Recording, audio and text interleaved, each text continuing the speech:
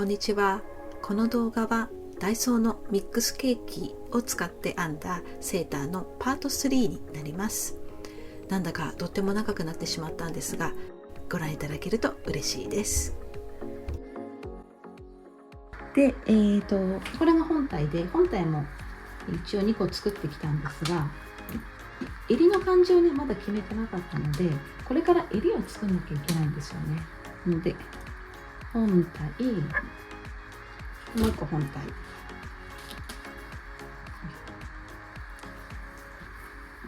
こうですね。本体は四角い、四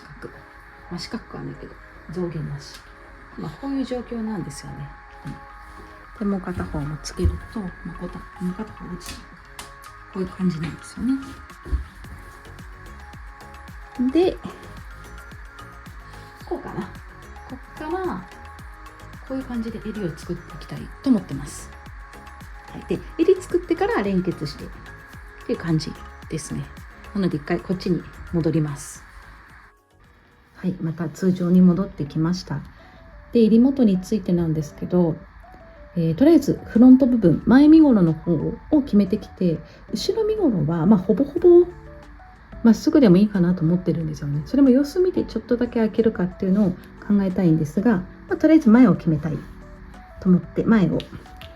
なんとなくクリップいっぱいつけてきました。これは何をやってるかっていうと、このねチュニジアンスティッチ、アフガンスティッチ、どっちでもいいんですけど、この編み方を続けながらこういうふうにだんだんと段数重ねるごとにこういうふうにしていきたいんですよねっていう目安で、これがセンターなんですよ。センターで最初はなんて言えばいいのかな。最初はここまでいって、次の段でこうしてっていう風にやっていくと、だんだんと開いた襟元ができるかなと思ってマークをつけてみました。でここからはこっちの作業を終わらせて、で終わってからこっちっていう感じに進もうと思います。なのでこれもちょっと糸がなくなりそうなので、この糸つなげてからがいいか。いよいよミックスケーキの手持ちも怪しくなってきましたが、なんとか持つでしょう。この糸とこれつなげて、でここから入りたいと思います。で次こっちやってか、こっちやってこっちやってバックやって、その後にくっつけたら完成。もうちょっとお付き合いください。はい、糸をつなげてきました。でここから襟元に入りたいんですが、ここがセンターなんですよね。私の場合は50何目だったかな、なんか書いてると思いますの、半分にして、で今の作戦では5段ぐらい、5段がこんなもんなんですけど、5段かけて緩やかにこういう襟首を作っていきたいっていうのと、襟首のマックスをここら辺にしたいなと思っています。襟首のマックスはね、襟元のマックスの24、5センチの開きがある感じにして、その後にねこうやってまたここ裾部分とか袖口とかと同じようなあしらいをつけたいので、24センチよりは狭くなる予定ですが、それでいこうと思ってます。で徐々に最初はこのギリギリまでいって、次の段でこれっていう感じで広げていきたいんですよね。なのでこのクリップは左右対称でこう広げていきたい目安をつけてます。でやることは全く変わらないので、かぎ針っていうか、このアフガニアンフック、チュニジアンフックも同じものをずっと使ってます。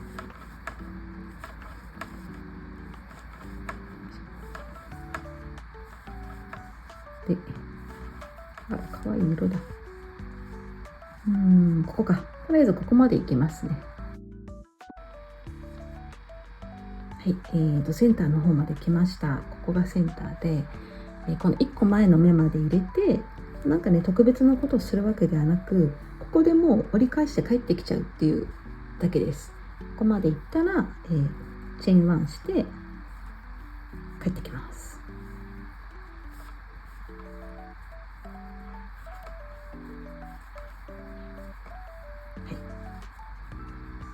状況としてはこうなってますね。ここを境にこっち側だけ一段増えてて、こっちは何も増えてない状況に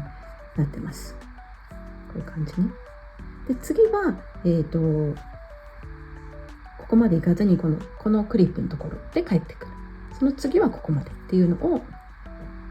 1段目2段目3段目4段目5段目っていう感じでジグザグ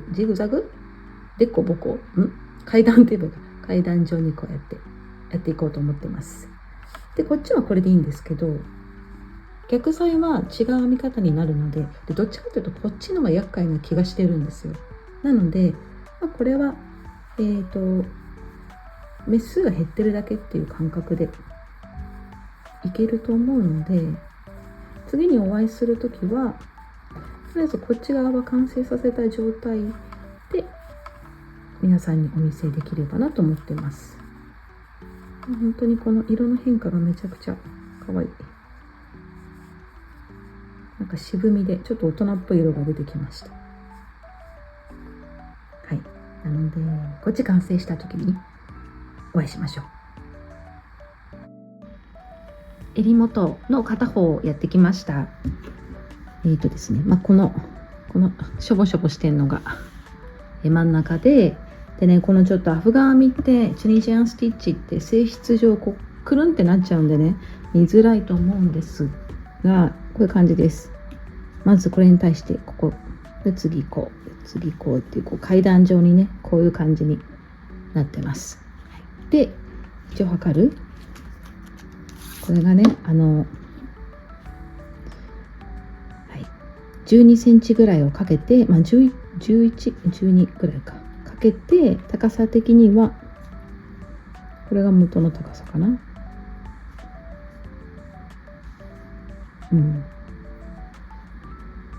4センチくらいになってます。まあいいかなと思うので、これをこっちでもやっていきたいんですが、こっちの時はね、ここがスタートでずっと統一でよかったんですけど、こっちは編み方が逆では編めないので、こうやっては始めれないんですよね。こうやって編まないといけないので、ですね、よいしょ。ここに対してまずここから始めたい時はもうここで、今何回ここって言ってる1目目をここに作りますね。どうやって作ろうかしら。理想はちょっと理想でいってみます。ここでもう押さえといて、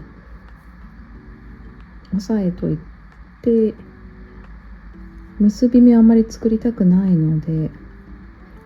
こうやっていくだけなんですけど、ただこれが不安定なんですよね。ちょっと仮止めしようかな。巻き込むのがね、これちょっと息では巻き込めないから、閉じ針は関係ない。ピンはない。いいか。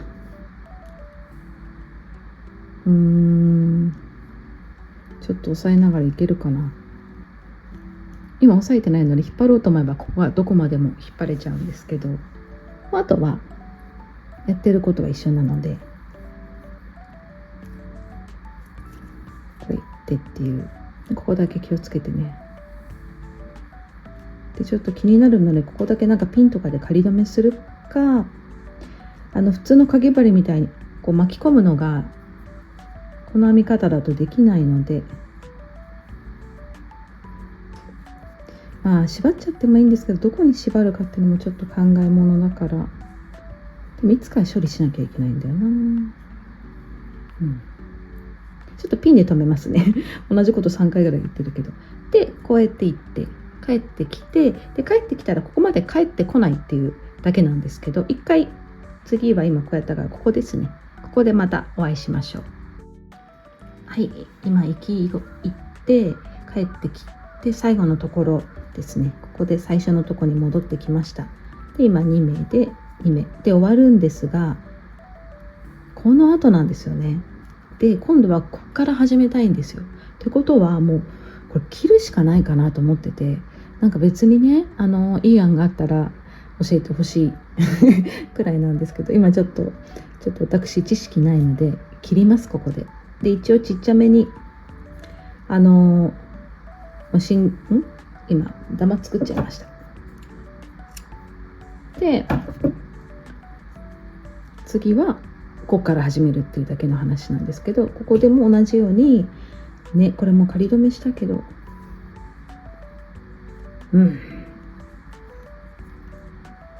こう作ったらいきなりここに行くんですが、なんか編み込みたいけどこうやってやると出ちゃうんですよね。悲しいちょっと考えますね。でもちょっと長すぎた。こういう感じで仮止めだけして、後で巻き込むというか、後でこれはもう閉じ針案件ですよね。閉じ針でなんとかしようと思いますが、ちょっと繰り返すと、最初の1目のとこはこの目をこうやってクッて入れてるだけです。だからやるとしたら縛るか、ここをね、意味あるか分かんないけど、ちょっと軽くしとこうかな。はい。で次行ってっていうで、端っこ行ったら、今までと同じように1個だけチェーンして2目ずつくぐるのを返してきてっていうので、1箇所2箇所3、4、あと5箇所、糸があとだから3回ぐらいは切んなきゃいけないっていうことなんですよね。しょうがないか。これをやると処理はちょっと大変なんですけど、この段はね綺麗になるので、これが気になる人はもうこういう風に細かくしないで、パツンっていう感じでも1回だけとかね、ボートネック、こういう四角い感じのネックにすれば、こういう風に細かく何回もやる必要ないと思うので、そういうやり方の方がいいのかなと思います。私に肩幅が結構あるんですけど、で首こり持ちなんですよ。多分ね、ずっとこうパソコンとかスマホを首って言えばいいのかな、首が前にせり出しちゃってる首で日々過ごしてるので、何が言いたいかっていうと、首が詰まったセーター着るとあっという間になんか気持ち悪くなっちゃうんですよね。多分ね、首が前に出てるから。で、肩も巻き込まれてる、巻き肩だからので、襟ぐりは結構広めが好きなんですよ。見た目的にも肩幅があるから、あんまり首詰まったのやるとたくましいんですよねっていう理由で、だいたい首の襟の空きが広めの感じにしてることが多いです。何を作っててもね。よいしょ。はい、こういう感じで、あと3箇所やって、次ここ完成したらまたお会いしましょう。はい、こっちの左の方の段も作ってきました。これで一応左右対称になったんですよ。そう見えないと思うんですけど、こっちがねくるくるしちゃってるから、でこっちはこっちでね、糸端が大変なことになってるので、イメージとしてはこうなってるんですよね。こうで、さっきも言ったんですけど、この編み方のこのミニ版を、こんなもんちっちゃいのをこうやって襟ぐりに持ってきたいんですけど、で考えた時にちょっとここがね1段しか差がないので、この最後のとこですね、難しいなと思って、もう2段ぐらいあった方がいいのかな。このっていうか、肩のね、ここ前で後ろで肩部分のここも必要だよなと思ったので、もう1段2段ちょっとまたね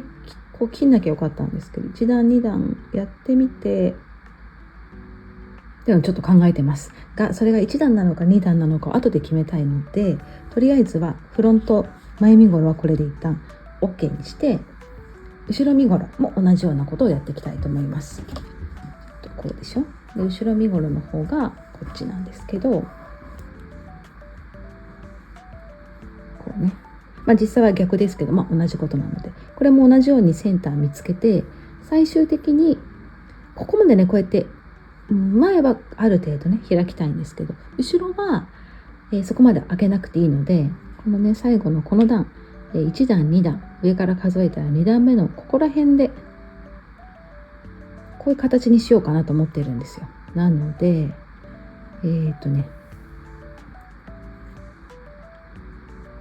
そうどうしようかなそうどうしようかなとか言って、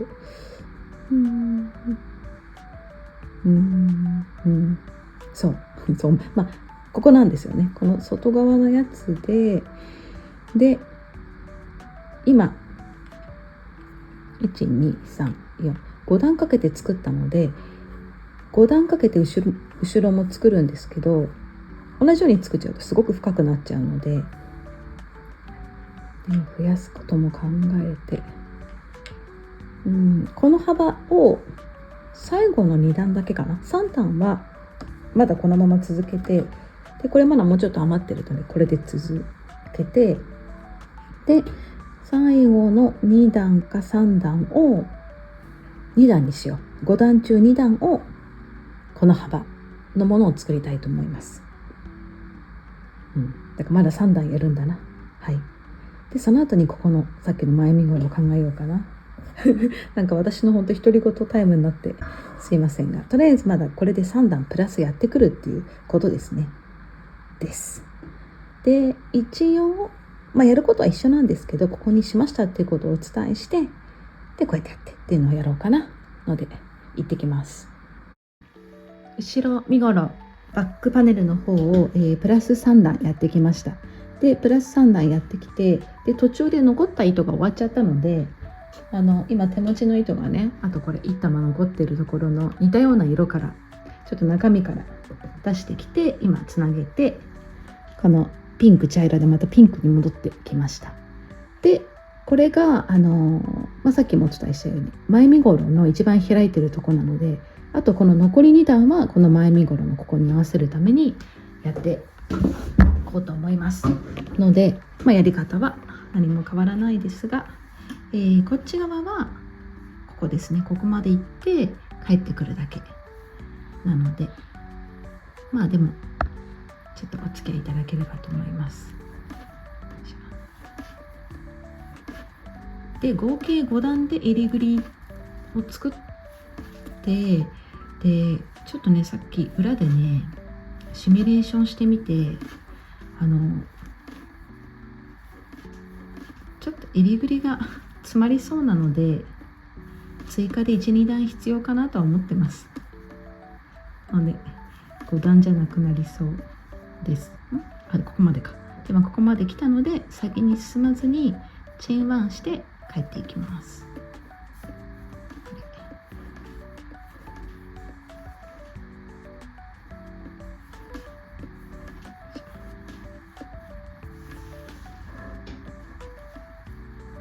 あら、いつからこのピンポケちゃん。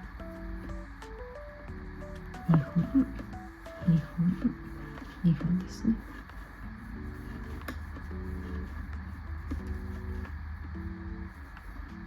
はい。でもう一段同じように、これ行って帰ってきてこっち終わりです。で一応こっちも一緒にやろうかな。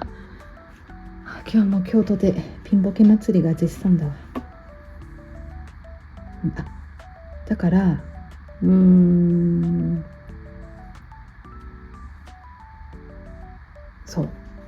そうとか言って今切る流れだったのに喋っちゃいますけど、3段やってきて2段で計5段で襟ぐりをやめるつもりだったんですけど、やっぱねこの肩の接続部分にこことここはもうちょっと欲しいなと思って、今やっちゃうとこうなるイメージ全然伝わらないかこれ。だからこうなっちゃいそうなんですよね。ギュッてなっちゃいそうなので、もうちょっとこうしたいので、この肩のなんて言えばいいんだ、肩のバッファ分として2段2段を追加しようと思ってるんですよ。なので、しつこいお話ですいません。5段じゃなくて合計7段にしようと思います。で3段今バックについては3段前面で、ここの目数数えるか17だ。17目をにするんですけど、17目を合計2段から4段にします。なのでここで4枚やってきちゃいますね。これグラデーション毛糸なのでね、この流れでやらないとちょっと色の感じが変になっちゃうかなと思うので、今1段やったのであと3段やってきます。はい、片側をやってきました。3段普通にして、これはフロントはここら辺からもう始まってる時の場合です。はい、ここら辺かな。でバックは、2段、ここからここが何もノーマルで123普通にやってきて、2段やって123やってきて2段やって追加の2段もやってきました。でこっちも、要するに4段なんですけど、4段こっち側をこうやって作っていこうと思います。でちなみにこの、私この計算というよりはもう、幅で決めちゃったんですけど、17目17目にしてて、その17目っていう計算数え方もこの端っこ端っこ入れてみました。ここ1にして、次ここを2にしてみたいな数え方にしました。でこっちはここを1にして、ここ1。でもチュニジアンフックってこう引っかかってるところの目数と下の目数がちょっと1個違うんですよね。引っかかってる目数的には1目少なくなるので、どう数えてもね構わないと思うんですけど、私は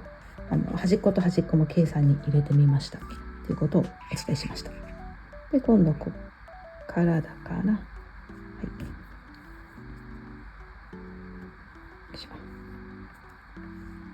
これはもう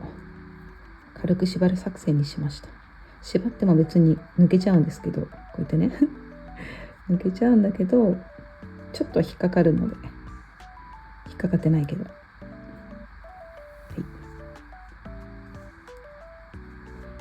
で次ここに行く。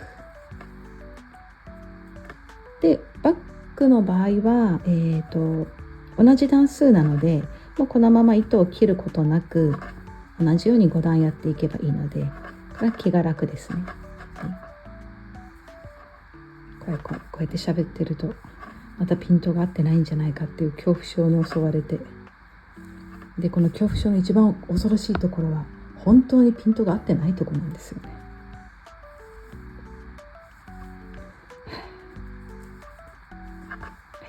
こういう感じで行って、帰ってきてっていうのを、だから4段にしたのか、4段やってきます。そしたらそしたら4段やってきたらまたお会いしましょう。バックをやってきました。結局4段か、3段普通なのを追加して4段襟ぐり開きをやってきました。でこれに合わせてフロントをもう2段ここですね、プラスのとこを追加して、フロントの方がちょっとこうしたかったのでガチャガチャしてるんですけど、状況としてはねこういう感じなんですよ。どういう感じが伝わるか。フロントの方が先に始まってて、その時まだバックはこうある状況です。くるくるしちゃうからね、要するにここから2段分これ追加して、こっちも追加して、でようやくガッチャンコして、で最後の最後にこの襟ぐりをどうやってやるかを決めようと思ってます。なのでもうちょっとお付き合いくださいということで、このプラス2段を単に追加してくるだけです。行ってきます。はい、フロント部分をプラス2段やってきました。で一応この襟ぐり部分の空きは完成しました。で先にもう合体しちゃおうと思っていて、まず合体するのがこれに今重ねてるんですけど、前身ごろと後ろ身ごろの肩部分を先に合体させて、でここは後で考えたいので、それからこっちのサイドの袖部分ももう作ってあるので、袖もくっつけてで、袖くっつけて、あとここか脇もくっつけてっていうのをやっていこうと思いますので、まず前身ごろ後ろ身ごろの肩ですね、肩をくっつけます。でくっつけ方はいろいろあると思うんですけど、かぎ針でスリップステッチでくっつけちゃおうかなと思います。でこれが後ろなので、よいしょ、内側にしますね。というかちょっとこういうことするといつもねここら辺にいるバニーちゃんをなぎ倒しちゃうので、ちょっと避けておきます。バニーちゃん、この子たちは100均で買った私の画角目安体です。この子が映る範囲この子がいる範囲は、カメラが映ってるっていうね目安にしてる子たちです。でこれ後ろ身ごろでこっち前こうやってくっつけるんですが、中表だな、中表なのでここれ裏地です。裏と裏合わせにしてでスリップスティッチをやっていこうと思います。で今までは 6.5 の、チュニジアンフックを使ってたんですけど、これね 6.5 って何号なんでしょうね。5が8号だからもう号数はないのかな。なんですがちょっとちっちゃくやりたいので8号かな。8号の次は10号しか持ってないんですけど、8号針でここからはやっていこうと思います。でね、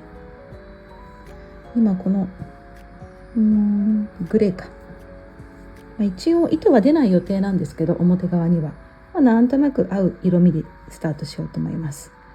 で、やり方としてはこのね表のこの線の縦線のところ、こっち側も縦線を引っ張り合うっていうだけにしようと思っています。1目目が微妙だけど1目目はここら辺ちょっと取ろうかな。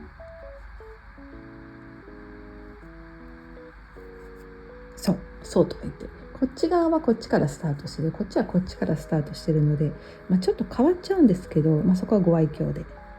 で、今中表にしてるので針は外に当てとき、針じゃない、糸は外に当てときます。よいしょ、絡ましとくか。で中表にしつつこうめくってね、内側めくってこの1糸、今これ取ってるこことここみたいな感じで取っていこうと思うんですよ。なんですけど1目目だけもうちょっと取りたいけど難しいかな。2目目いっちゃい。この2目目のこの縦ライン、この縦ライン拾ってで引き抜き、もうちょっといきます。次の目こことこっち拾って引き抜き、3目目拾って引き抜きで、ちょっと早送りで最後までいきますね。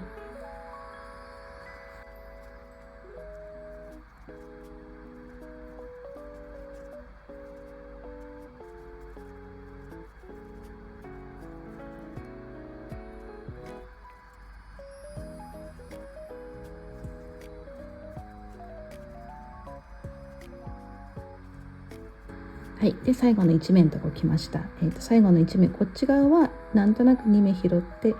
っちが最後の、これもこっちか、こっちか、ここ拾いますね。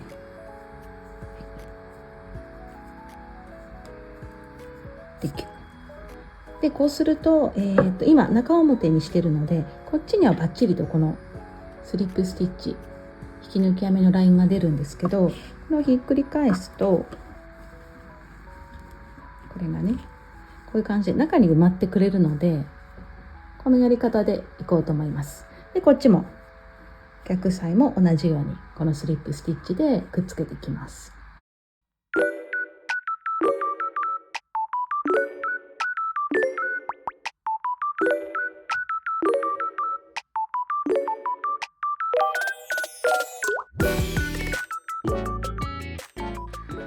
はい、両側の肩部分をくっつけてきました。今これ裏地ですね。で表を見せると、これちなみにちょっとまた画面に収まらなかったので、0.5 倍にしてますからなんか変な引きでいろいろ映っててすいません。こういう感じになります。でこの後は表から見たら、ここね、このサイドをつけて腕をつけてっていうのをやっていこうと思います。で腕のところとサイドも裏からやっていきたいので、一回裏に戻して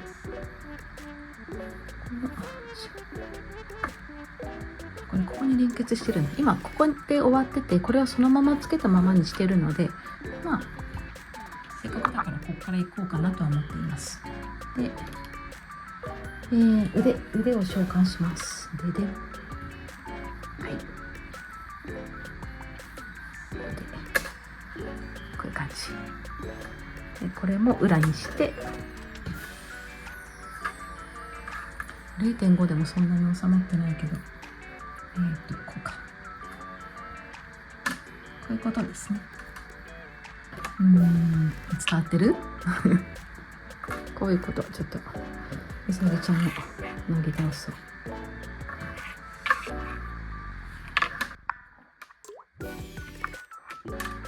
こうですね。遠くなっちゃったけど、でこのつなぎ合わせの部分をこの脇のこの下のところ、ここねごめんなさい、すごいカメラをぶってる、にするとつなぎ目が目立ちにくくていいかなと思っていますので、こっからやるとちょっとめんどくさい戦法になるか。こうなんですよね。だからこうつなげ、糸切ればいいんですけど、こういってここ結んでもう切るか、いっか。どうやっても一緒なんでね、これを使った方法でいこうかな。で切らない方がこのなんて言えばいいんだ、考えてから喋ればいいんですけど、考えてからカメラ回せばいいんですけどね。糸の色だ。糸の色がこっから始まると、この付近ってやっぱ似たような色で済むので、自然かなと思って、ここからやることにしました。もしくはね、こういうグラデーションだと本当にいろんな色があるので、こうやって風にね、こういう編み方にするのでそんなに目立ちはしないんですけど、それでもムニーってやるとこの色がちょっとは見えるんですよね。なのでできるだけ似たような系統の方がいいかなとは考えてるので、こっちは少なくともこうやっていこうかな。なのでまずこことちょっとこれ画面外でやりますね。この脇のところを決めて、でここも決めて、でこの下の裾部分は、結局ちょっと開けようかなと思ってます。なのでこことここを目安で留めて、でここも留めて、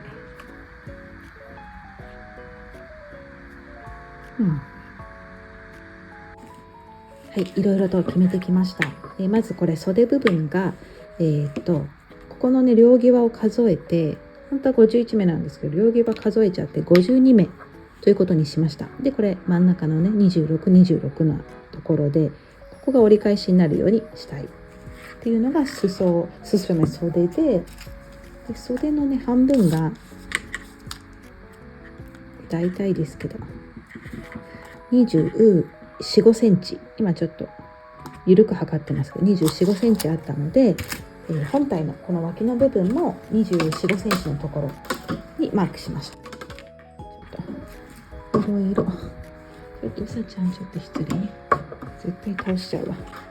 で今後ろにしてます。で24、5センチのとこマークしたら、これはね24段でした。でこっちは26、片方26目なので2目余っちゃうんですよね。なんですけど、そこは上と下で1目1段に2目入れるなどして調整しようかなと思います。ちょっとふわって、よく言えばふわ、もしかしたら悪く言ったらたるむみたいなことになるかもしれないですけど、それでやってみようかなと思います。でこういうことなんですよね。でこういうことで、ここに今糸があるのでこのまま行きたい。で8号で行きたいっていうのはさっきの、一緒ですね。ここの時と一緒です。なのでちょっとね、座ります立ってたんかいっていうね。でここでこっから中表でいきたいので、そうするとこうだから、上からいきますね。真上から、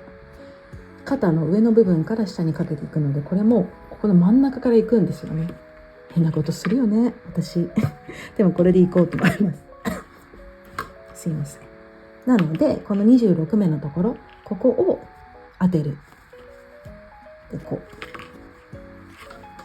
う26目のところ当てるけど、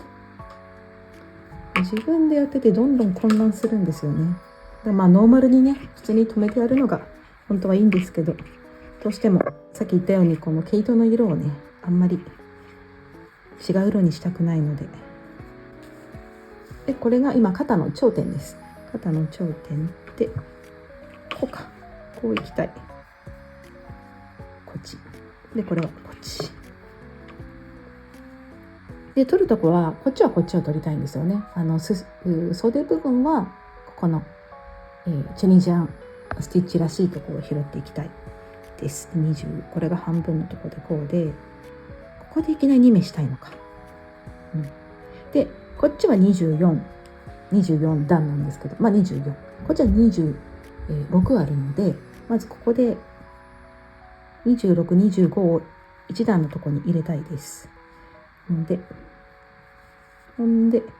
拾っていくところはどっちにしたんだっけな。拾っていくと、そうそう、お伝えしたいことがいっぱいあるねんな。関西弁。本体はこう見たときに、できるだけ影響なしでいきたいので、この今クリップ入れてるこの部位の奥の方だけを取ろうかなと思ってます。この右の半目ね、こう縦で見たときにこっち側だけ、こっち側は拾わないって言ってみようかなと思いますので、ここが残る感じにしようかなと今のところ思ってます。ちょっと分かりづらいねこれ。いいかです。なのでこれもこのクリップのこっち側を拾う感じでいきたいです。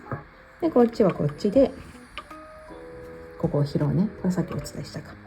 じゃあいきます。なんかいきなりここら辺ごちゃごちゃしてますが、このねクリップが入ってるところのこことこういう部位なんですよ。なのでこのクリップのここだけ、ここに目を入れて、この糸はちょっと後で処理するので、でここ取ったら今度こっち側のここを取る。いきます。こうスリップスティッチです。でもう一回同じとこに針入れて、次はこの次のこっちに入れて引き抜く。そう、スリップスティッチにします。一応ね意味あるかわかんないけど、これがスリップスティッチ1目目です。あとは1目と1段ずつ進む作戦でいきたくって、方向間違いなくしたい。これはいらない。こことここですね、つけたい。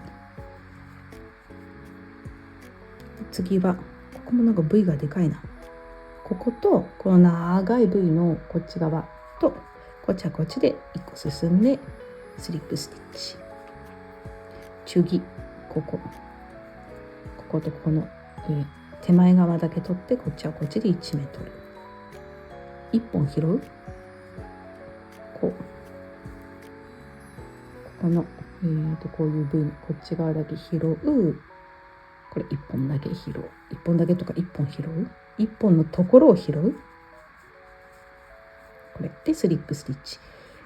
で、気をつけなきゃいけないのは、ギュッてやっちゃうときつくなっちゃうので、ちょっと目がきつくなっているので、柔らかくいきます。急にここからそれを心がけないと。これだから裏側今見てるのに、実質裏側の1本っていう感じなのかな。こうやって見ると奥側です。ここでこの1本、こっち、このチュニジアンスティッチのね、これをどこを拾うか悩んでちょっといろいろ試してみたんですけど、こっちの表地のここを拾わないとやっぱちょっと変になっちゃう。やっぱというか、なんかちょっとこう開いちゃうんですよね。その開いちゃうのもお見せすればよかったんですけど、で喋ってるとまたきつくやっちゃうので、集中してね。そう、これどんどんやってる。ここじゃなくてこのさ、この横のチェーンっぽいとこ拾ってみたりすると、こうやって拾うからここに空洞ができちゃうだなってことが判明したので、結局こっち側はちょっと表に影響出ちゃいますけど、ここね拾うことにしてみました。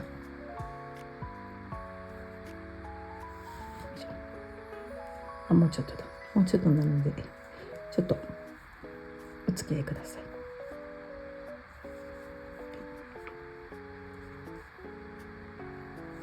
でここでここでここいいのか。で、こっちはもうここでラスト1目です。でここは2個余ってれば OK です。1個多めになるはずなので2個じゃない1個余れば OK で、ここからちょっと一回整理するか。はい、ちょっと整理してきました、頭の中を。まず最後の1目のとこか、これをまず入れますよね。それをやってなかった。この最後の1目と1目じゃ手前か、この手前取って一回クリップ取るか。でこの2目、こっち側の2目は取ってきます。なので1回取ってもう1回同じとこに入れて最後の目、ここも取る感じにします。そうするとこっちの26に足してこっちの24が一応辻褄が合いました。ここね、こうしまって今片方の袖がついた状態なんですけど、本当に今回変なことやってて、というか毎回変なことしてるんですけど、これね、このまだ袖のここもくっついてないし、この身ごろの前と後ろもついてないんですよ。オープン、まだケープもう服になってない状況なんですけど、だからここをつなげてもいいし、ここのボディをつなげてもいいんですけど、今後のねこの方針としては。ただこの糸の色的にこの色がねまだ出てきてないんですよ。ので第3の選択肢何言ってんだって感じですけど、ここのつなぎも、この袖のねここのつなぎも無視し、この身ごろのつなぎも無視し、先に肩部分のもう半分をつける方を選びたいと思います。これが伝わってるといいんですけど、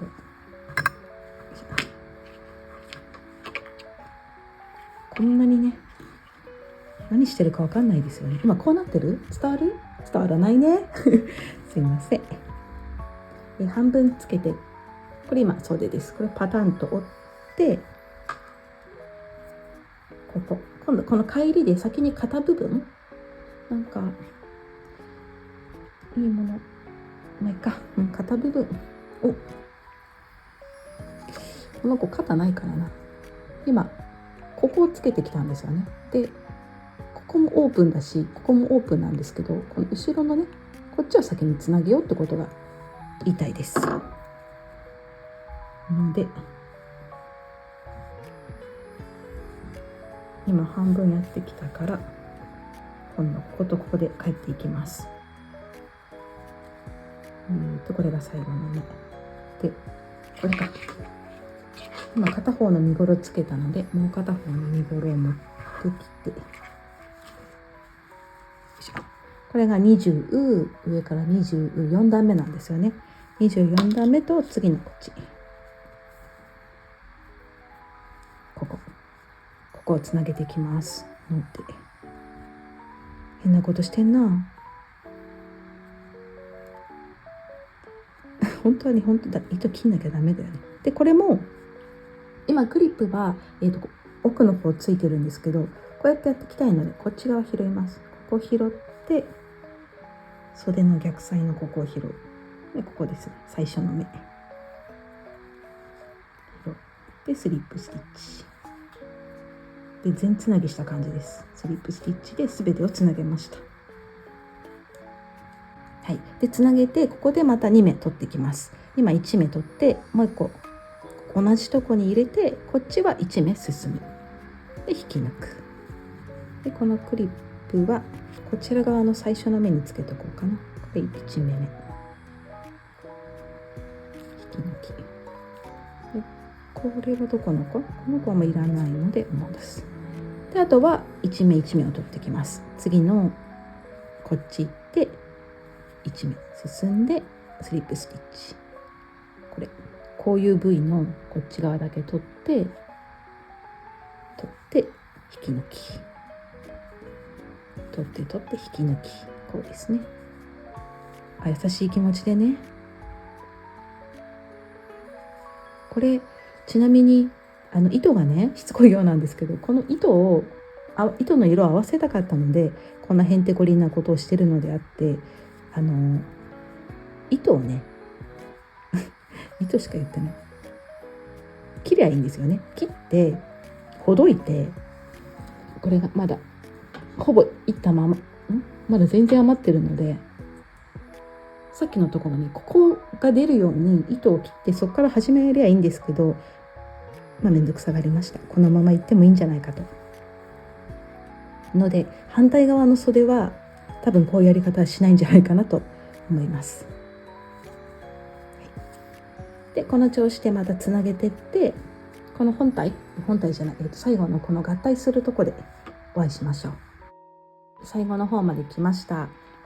ここがこっち側は本体は残り2目で、袖側は残り3目なので、合いそうですね。でこれ最後の1目のとこがこっちじゃない、待ってつられたクリップにこの手前側とここ取って、次このクリップの手前ですね、手前取ってクリップ取っとく。でこっちはあと2目あるので、まず1個目でもう一回同じとこに入れて、最後の目ここに引き抜き、一応ここをマークしとこうかな。意味あるか分かんないけど、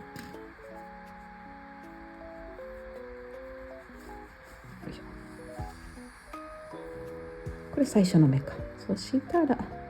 あとはちょっとここがね穴開いてるのがちょっと気になったので急にここ入れてみます。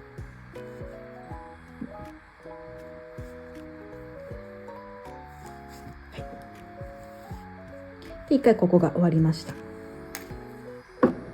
でお見せすると袖と本体がつながりましたが、こ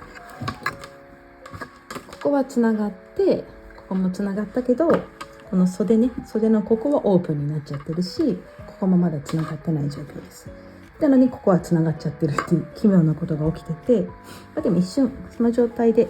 前を見せるとこういう感じの編み地になります。ちょっとここはでも自然じゃない一番っていう気がしてます、自分的には。引き抜きのね、表が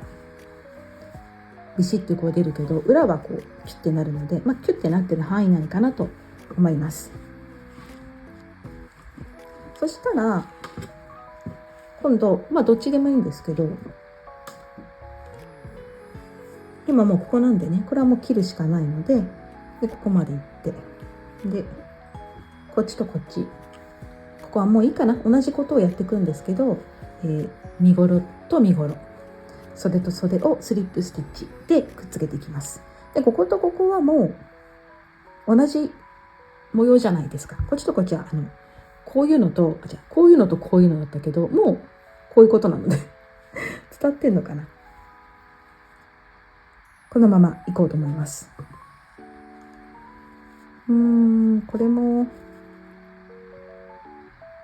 どうしようかな。これもいろんなやり方があるか。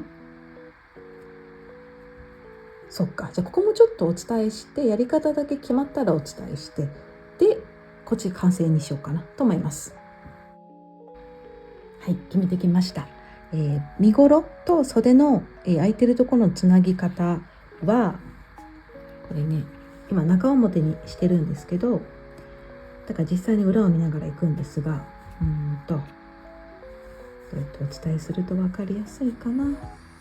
これはこう来て最後の目のとこなんですけど、最後の目のところはこの部位が両方残るように立てるとまた第3のね、このポコっていうのがあるので、この部位が逆になってる方、こっちはこういう部位ですよね。こういう部位だけど、逆になってるこういう部位も出てくるので、これのここ第3のここを取ろうと思います。でこっち側はスタートなんですけど、スタートの方はこの1目だけが、この立ってる1目っていうかこの1本が残るように、これもまた横で見た時のこっちの奥の部位だけを取っていくことに決めました。でちょっとやってみますね。でどうしてもねここが間が空いちゃうので、よいしょ。1234567 8ここか123一緒だね。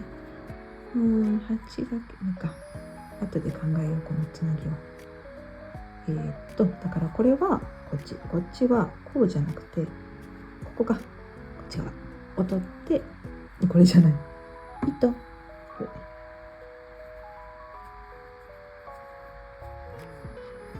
ギュッてやって、もう一回とこうかな。同じところに引き抜き、最初だけキュッとします。で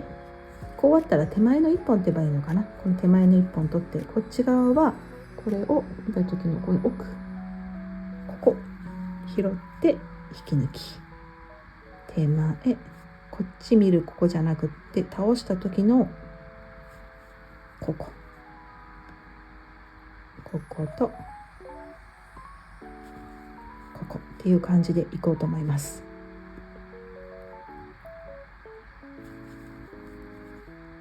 どこを取るかはね、本当にお好みだと思うんですけど、私もなんかいろんなパターンをやったわけではなくって、ちょっとこれと違うのやってみて、こっちだなって思っただけなので、どう違いがあるかをちゃんと説明できないんですけど、ちょっと今8目ぐらいやったから一回表をお見せしようかな。ちょっとクリップは抜くと、はい、これがどういう感じになるかっていうと、はい、こういう感じになります。こっちはこの V が残ってて、こっちは1本だけピシッと線が入っちゃう感じになりますが、なんか気に入りました、これが。なのでこれで身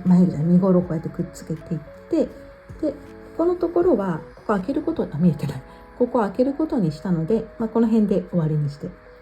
で袖もね同じやり方をするので、もういいかなこっちの袖の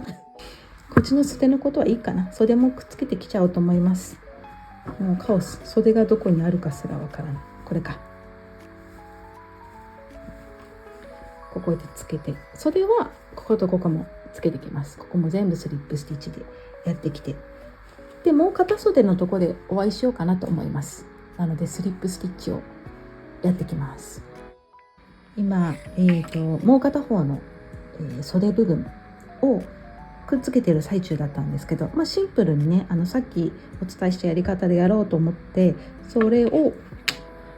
やってからねお伝えしようかなと思ったんですけど、と思ってちょっとここをお伝えした方がいいかなと思って、もし私と同じような形で増し目をしてる方がいたら、この増し目と通常の目の違いをちょっとはっきり分かっとかないと目拾いにくいかもと思って、緊急で動画を回しています。すいません、ふざけました。はい。表を見ると分かりやすいんですけど、私の今回の増し目のやり方がこの両端で増やしてて、で終わりの方は影響ないんですよ。増し目じゃないの、終わりにはここには影響なくって、ちょっとこういうとこ開いちゃったりするっていう、この1個手前で増やしてるんですけど、こっち側はガクガクガクってなってて、これ横のね、このあらぬ本来ならないはずの、なんていうのこれ、網目が生まれてるんですよ。でもこれは嘘目なんですね。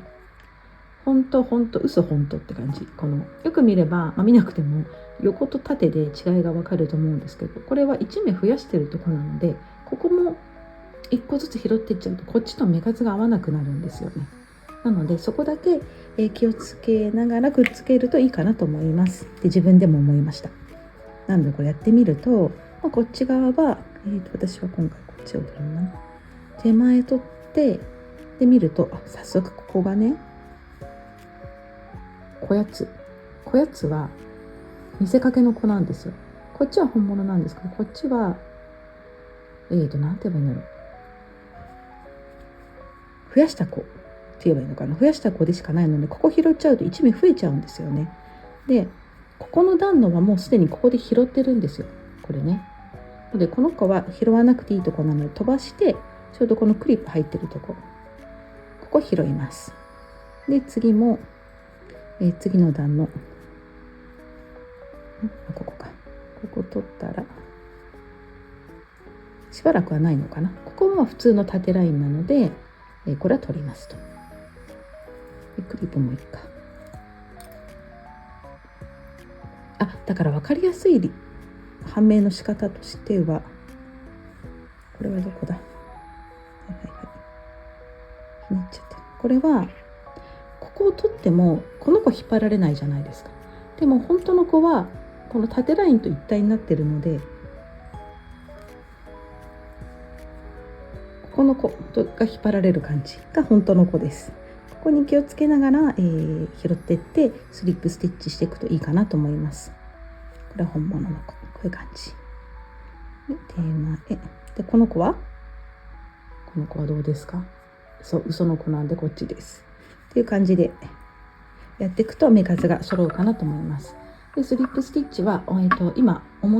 スリップスティッチの表はビシッとこうやって出るんですけど、裏にすると、奥に引っ込む、ムってやったらこう開いちゃうんですけど、こういう編み地になります。散々お見せしてますけど。で、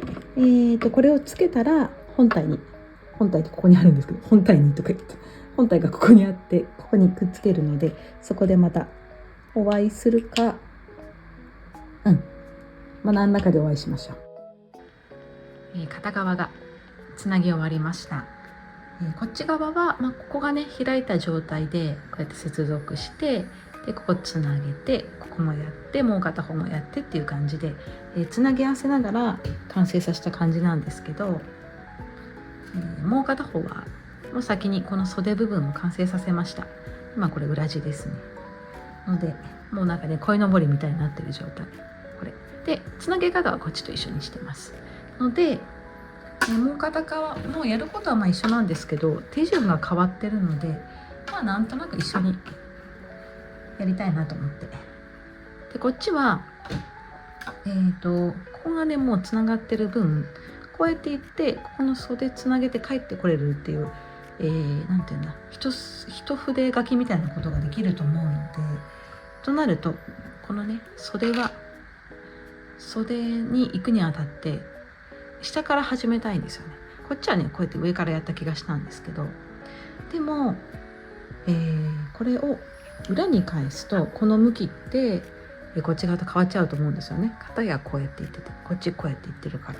ら、でも表にすれば引き抜き編みなので、この見えないっぷりって一緒かなと思って、ちょっとそれをトライしてみようと思いますので、これ裏側にして、ここからこうやってこことここまで編んで、ここで袖合体作戦でいこうと思います。画面を近づけてきました。でこれも中表にひっくり返してて、こっちのね、前身ごろと後ろ身ごろはそんなに難しいことはしなくて済むんですよね。さっきもお伝えしたと思うんですけど、こうやって見ると片方なんて言うんだ、こうやってついてるわけじゃなくって、無理だな左右対称ではないんですよね、手みたいにね。これなんて言うんだ、右手が2個あるみたいな状態で作ってるから、こことここをつけるんですよね。ちょっと待って、この例により分かんなくなっちゃった。つまりこうやってつけたとこで、こっちは、行きか帰りで言ったらこっち帰りの最後なんですよ。こっちはね行きの最後、もしくはその逆、行きかなので似てるように見えて違うんですよね、模様がの割り方がね。で袖も同じ付け方をしてきたんですけど、絶対さっきも言ったと思うけど、いろんな言い方をすれば伝わる説をちょっと信じてるのでもう一回ご説明しちゃいますね。もう分かってるよっていう方は何も新しい情報ないので飛ばしてください。こっちはこのシンプルなこういう弓模様、この VVVV 弓編みたいなで、後ろを見るともう細編みの頭みたいな、頭足みたいになってるので、これはこの奥の1本だけ拾おうと思うんですよ。こうやってね、そうすると1本残しになる。で片やこっちはこっち終わりなんですけど、こうやって見た時に V ありますよね。ピンとこっちね、こっちこうやって V がこっちとさっきのね逆方向の V が生まれてるんですけど、これをこっちにするとこっちにもいるんですよ。ちゃんちゃんちゃんちゃんって、この V を両方とも残したいので、この2本じゃなくてここにしよう。この2本じゃなくてこうしたところのこの子この1本を取っていこうかなっていう作戦です。とするとさ、ここ2本残りますよね。これでいこうと思います。でここのことを後で考えるって言った気がするので、まずここから始めます。でここの毛糸束からね、これ実はこの袖をつなげた時の毛糸束の残りをそのまま使っちゃおうかなと思ってます。切るのがちょっともったいないので、逆方向を見つけて、逆のね終わりの糸端見つけて、こういうことするとね絡むこと必須なんですけど、やろうと思います。糸端は見つけてきましたので行こうと思います。最初はねちょっと強固にしたいんですけど、どうしようかな。さっきはそんなことやってなかったかもだけど、最初はちょっと1個戻って取ってみようと思います。で、今中表だから糸は外でいいんだ。引き抜いてちょっとキュッとして同じとこにもう一回入れちゃったりして、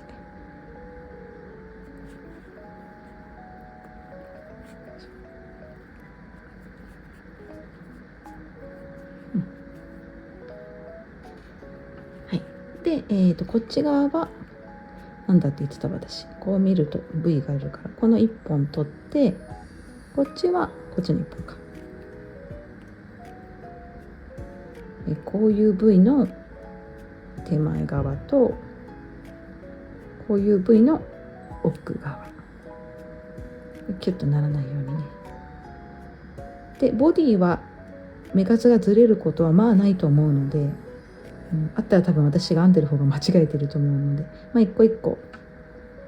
取っていけば大丈夫かなと思います。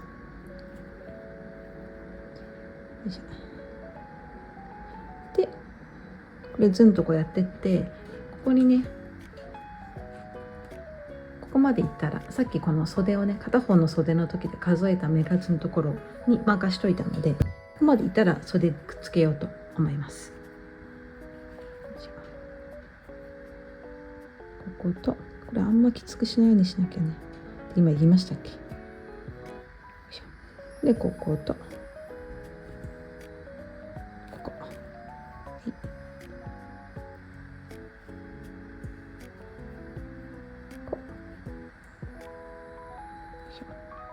このねミックスケークのセーターをがね多分結構長い動画になっちゃうなと思ってて、私いつも長いんですけど、前にいた会社の上司に本当に説明が冗長だねって言われて、その時は言葉を知らなかったからさ、なんかどういう意味だろうと思いつつも、なんかね口ぶりから褒めてないなってことを分かって調べたら、だらだら長いって意味でした。だから説明がねだらだら長い癖があるんですよね。きっと今も長いし、だから動画が長くなるんだなと思うんですけど、喋りたいんだろうねきっとね。でここも何も新情報ないけど喋ります。なんか特にさ、私の言い分としてはね、不安なんですよね。でその時にいた会社は30歳ぐらいで辞めちゃったので、要するに20代とかで入ってると思うんですよ。で20代のね言ったら小娘がこう説明する時って、やっぱなんかこう不安だから伝わってる気がしないから、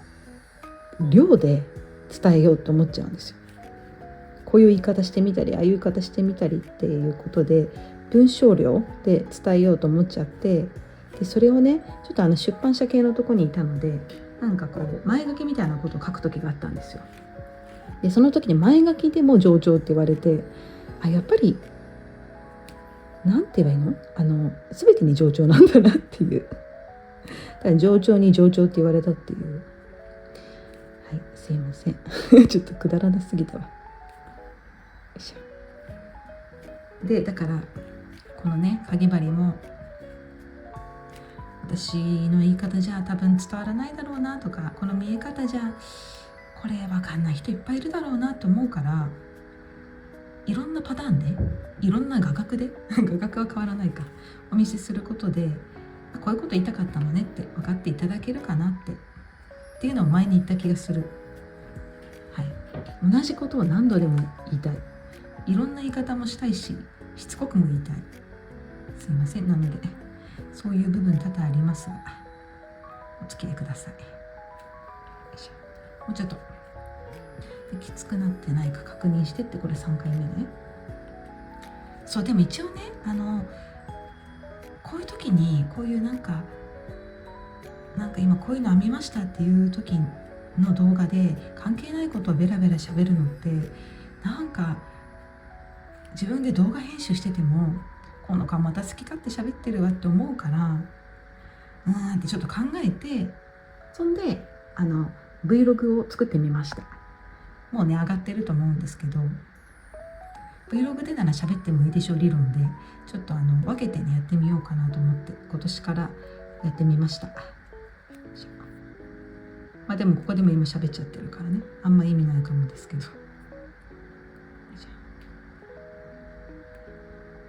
でここでもう一回やっとこうかな。ここもちょっと袖、今から袖のとこに入るので緩んじゃうと嫌なので、ここじゃない。どうしようかな。まあいいか、一回キュッてしよう。ダメ。何をしてんだ。もう一回撮りたいな。でも2回撮ってもまあいいか、ここをキュッとさせるか。はい。で袖を持ってきますね。はい、これ。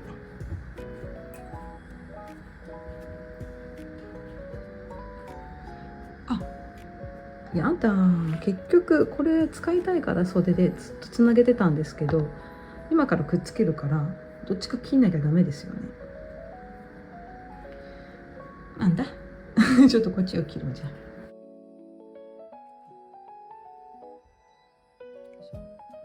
切るのめんどくさいし、こっちで使えるからと思って今同じ玉のね逆から始めたんですけど、結局意味がなかったっていう、こういうことなんですよねどういうことなんだって。で、ここは最初と最後のところを2回取ればいいはずなので、でね、ここが空いてない分ちょっと多分取りにくいんじゃないかなとは思うんですよ。まあでもね、やってみましょう、どっちがいいかは。でこっちはこうやってやってね、こことここをこう、なんて言えばいいのかな、こっち裏なんですけど、表をめくりながらこうやって1本ずつ取っていくことにしたいと思います。はい、袖部分を改めてマークしてきて、さっきは開いてたので、20ちゃったなんだっけ、こっちの数とこっちの数が分けてたんですけど、今回はもう閉じてるので、これを半分にしてね、26目ずつかな。ここまでが片方、ここまでが片方っていう感じでやっていこうと思います。やることは本当にさっきと変わらないです。なんかさっきが多いけど、さっきの袖部分の結合と変わらないっていうことですね。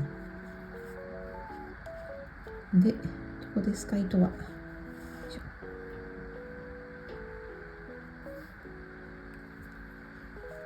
で、最初とここだけね、こことここだけ取っていきたいんですよね。いや、ここにしたんだっけ。ここだわ。ここで2目取りゃいいと思ったんだ。で、ここちょっと閉じてるので、なんか妙に開いちゃってるんですけど、これはどっか閉めたらいけるか。いきなりこことここを取りたいんですよね。なので、まずこの1個だけ拾ってスリップステッチもギュッとしちゃう。そしたらもう1個進む。で、同じとこで、同じとこじゃないよね。よいしょ。そしたらもう1回取って、もう1回取ってスリップステッチ。はい。マークしとくか。で、あとは1目につき1目。これはこっちか。こっちはさっきと同じように手前の方だけ取って、このね、こうやって見た時のこっち側だけ残してます。で、こっちは次の目にお邪魔して引き抜き。行って引き抜き。で、ちょっと待ってね、今逆を取った疑惑、当てたで、折り返してっていうのをやっていくだけですね。そう今ちょっと怖かったのが私にこういうことしてかすんで、こことこっちですよね。でこことここだから OK なんだよね。こうですよね。こうやってなんかひねくれて取ってたらどうしようと思って今ヒヤリハットでした。で次と次ね、次とちょっと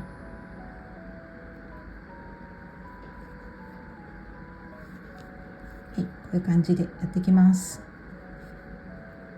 早送りかな。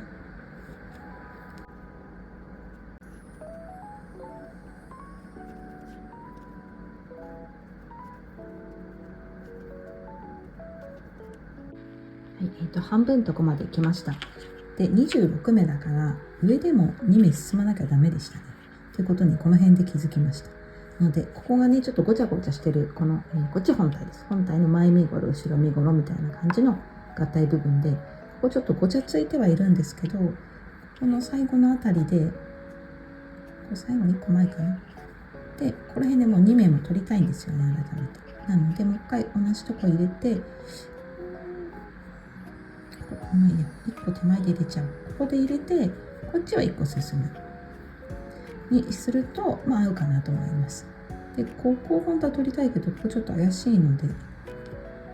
なんでここんなたるんでるんだここなんか取れそうなとこ取りますね。取れそうかつちょっと緩まなそうなところ取って、で今度逆側にも行くので逆側でも2目いきます。取って今度ここ1回目で同じとこ手前は同じとこ入れて、この袖はもう1個進むです。でそしたらまた1個取ったらこっちも1個っていう風にやれば大丈夫だと思います。こちらでいきますね。でこことここまた話すんですけど上々という話はいいとして、でなおかつこれが長くなっちゃって多分パート3とかに分けて、出そうかなと思ってて、でね私こうやって編んでるけど皆さんもねもう十分にそりゃそうだよって思ってると思うんですけど、これチュートリアルではないんですよね。私のこういうのってなんか人様に何か教えられるレベルではないですよねてかむしろなんて言うんだろう、なんか私も便宜上ここはこうしますとか何目作りましたとか言ってるけど、もう気分はレッツなんですよ。レッツ編み物トゥギャザーみたいな。だからチュートリアルでもないものをなんて言えばいいんだろう、出してる。なんか中途半端な何なんだろうなっていうね。でも出したいんですよ。でもシェアしたい、皆さんに作ったものを、見せたいし見せたいんだよね結局ね。その中で編み物楽しいよねって言いたい。だからこういう動画は撮り続けたいんですけど、でもやっぱそのチュートリアルじゃないって言ったように、やっぱり何か人に教えられるほどのものがあるわけじゃないから最後の方に来ました。すごいここのクリップだらけ。ここでもまたこっち1個こっち2個でいきたいですね。けどこれすごい広がってて不安。ちょっとあんま広がってるとこは取りたくないの。これは何かを引っ張ったら収まるかな。怖いなこれ。ちょっと進んじゃおうかな。進んでこの辺で今ね最後こことここに2目余ってるので同じとこ行きますね。そうだ、こうやって行き当たりばったりな感じだから。そして今何喋ろうとしたか忘れちゃったけど、それでチュートリアルじゃないけどこういう編み物動画はまだこれからもやり続けたいしなんですけど、ただやっぱ時間かかるんですよね編集にも撮るのは時間かかんないんですけど、編集に時間かかっちゃって、やっぱりそれはね技術が足りてないからだと思うんですよ。お伝えする技術の方ね、私が何かこう編み物、かぎ針編みにこう詳しいわけじゃないから、正しいこうことを伝えることがなんかごちゃごちゃ言ってますけど、要するに時間かかっちゃうけど、もっとこう編み物はずっとやってるわけだし、その裏でねそれもお伝えしたい、シェアしたいっていう気持ちから、結論何が言いたいかというと、 Vlog なるものを撮ってみましたでね、ぶっちゃった。今ペースは決めてないんですけど、Vlog の方が何もこう本当に気軽な感じでいけるので、なんか Vlog 対この編み物、この作ったもの、作ったものをご紹介みたいなのが1対1とか、もしくは Vlog のが短くて済むので2対1とかのペースでアップしていって、もうちょっとこのチャンネルをね活性化させたいなっていう、せっかく作ったのでねやっていきたいなと思ってる次第です。なんか決意表明みたいになっちゃいましたけどよいしょ。そういう感じにしたいなと思ってるっていうのと、そしたらねもうちょっとこれ今のこういう編み物の時は関係ないことくっちゃべったりせずに済むかなっていうね。なんかね喋りたいんですよね。喋りたいんですよね。もう何回言ってんだっていうね。はい。で今ちょっと引きにしたんですけど、合体しました。これもついたし、ここもついたし、表に返してきました。ちょっとこういうね、よく見るとやっぱちょっとポワンポワンとはなってますけど、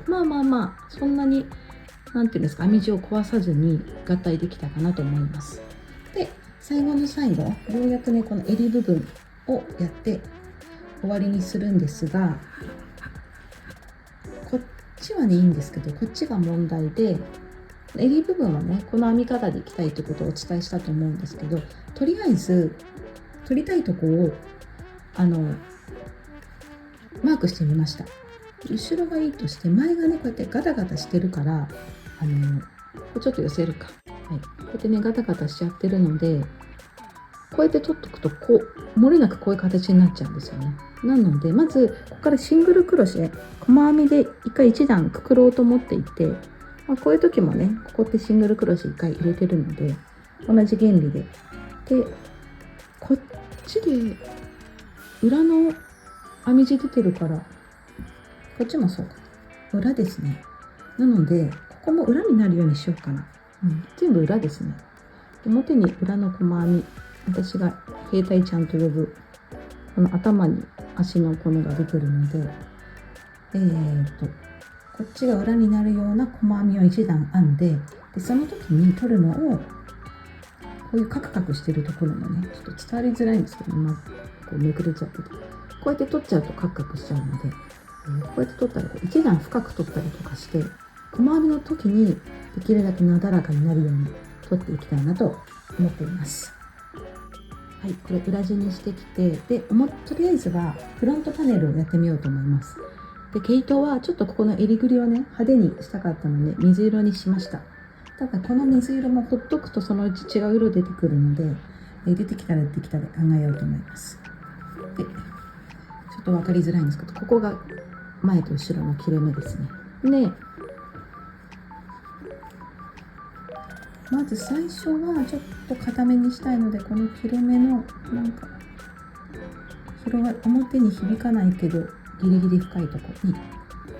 一回くくりつけます。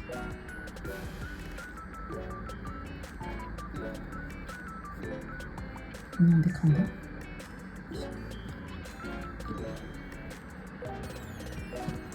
でそしたら、自分でマークつけたのが、さっきの袖部分の取り方と一緒ですね。この線の一本線とかを拾っていきたいので、ここからもこの裏なんだけどこうやって表を見ながらねややこしいことしてる。よいしょ、伝われ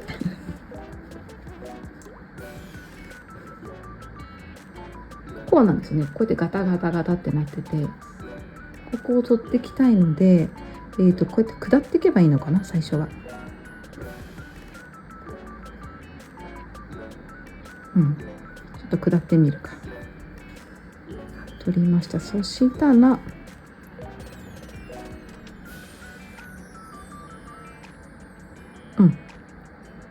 とか言って一人で納得してますけど、そして画角に入ってるんだろうか。収まってた。ちゃんとするか。こうなんですよね。合ってるよね。なのでここを取っていくか。ということはここだから1個内側がこれ細編み合ってる？細編み失礼します。こうやって見るとこのラインをぐーっと今下に行ってますね。でここまで来たらそろそろ来るのかな。ここ取るんだ。細編みで、そしたら今度横が始まりますね。もうこの後はこうじゃなくてこっち側に行くんですけど、最終的にこうしたいんですよね。なんか気持ちなだらかにしたいので、ここは急なんだけど、まあいっか。ここは1個目はこの隣取るでしょ。で次はまた隣取っちゃうとこう2段下に最終的に行きたいので、この時点で1個下行こうか。1個下行ってみよう。で階段をこう降りていく。かけなくてもいいけど降りていく。で今ここ拾えたので1回横スライド。今ここに入ってます。ちょっと分かりづらいんですけど、でここ取っちゃうとカンカンカンっていくから、次ここに行こうかな。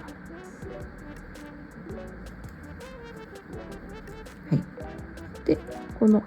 どこにつけてんのあなたは。こっちか。でこうはいとか言って一人納得してる。でこれ裏から見ると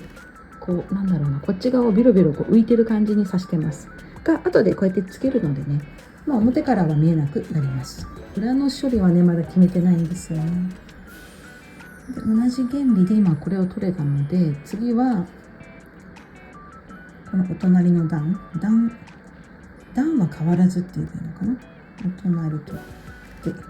そしたらここじゃなくて1個下がってみます。ここ下がった段にしてみる。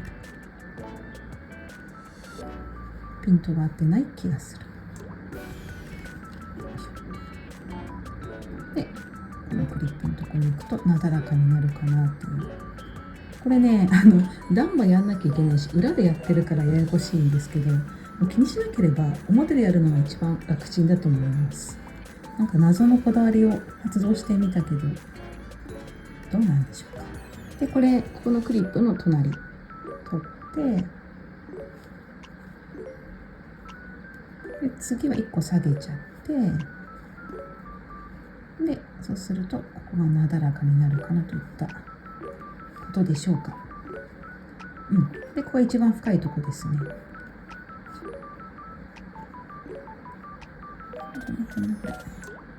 れか。ここちょっと危うい。ここ取って一番深いんだ。これ1個やったら今ここ折り返しですね。重い。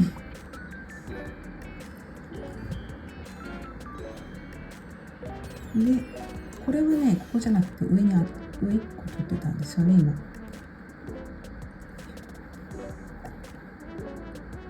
隣と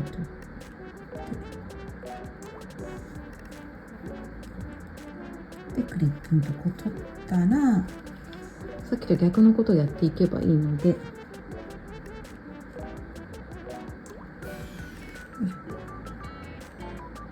れ1、2だからここ取りますね。奥の下の方を取る。そしたら1個上に上がって今度ここ取る。でクリップのとこ取れるから。そしたらクリップの横はクリップと同じ段な感じのとこ取って、そしたら次1個上がって、で上がる時に、うっかりに今これ避けさせてるんですよね。なのでこれ取りがちなのを気をつけてもらってもらってとか言って、この編み方する方もあんまいなさそうだけど、でクリップのとこ行く。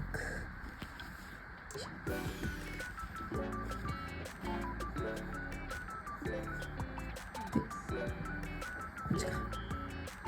クリップの隣はクリップと同じ段取りたいからこっちですね。もう画角なんですぐ端っこ行っちゃうんだ。で22で次は普通に上に上がりたいからこっち、今一番上取ってますね。で次もこれ取れると一緒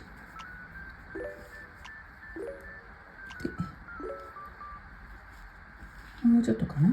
今こうなってて、ここ取ったのでどこ取りたいの？最後だからこうって取っとけばいいんだ。最後も多分どんどんいきますよ。1回、2回、3回今こっち側下るのまだ使ってる。4回だ。いや、この洞窟にしなくていい。すみません、ちょっと戻って。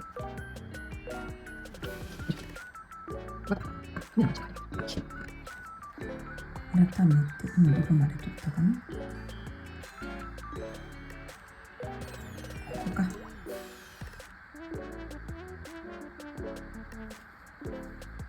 こ取って、ここ取ったらこの隣の段だから深いのかな。1、2、3、こっちでした。ここ取って最後は、4目で上がっていく。段数を上がってきます。すいません急にむせた。はい。で、なんかこの辺でちょっときつくさしといて、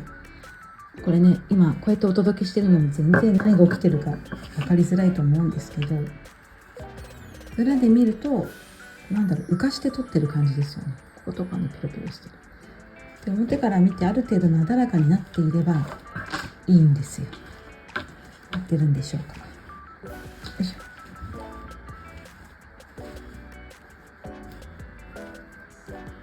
ょ。割となだらかじゃない？こうなりました。で今度ここに対してこれをやっていきたいんですけど、やって2段かな、2か3段ぐらいにしようと思ってます。割とね今襟ぐり広めに取ってるので、この分を考えて2だな。2か3、やってみてか。で問題はここなんですよね。こういうところをこうやってやると、ここってきついですよね。なので2面1度とかした方がいいのかなって思ってるのと、もう一個別問題で、毛糸のね色が変わっちゃうので、それがいいとこなんですけど、これをどうするかですよね。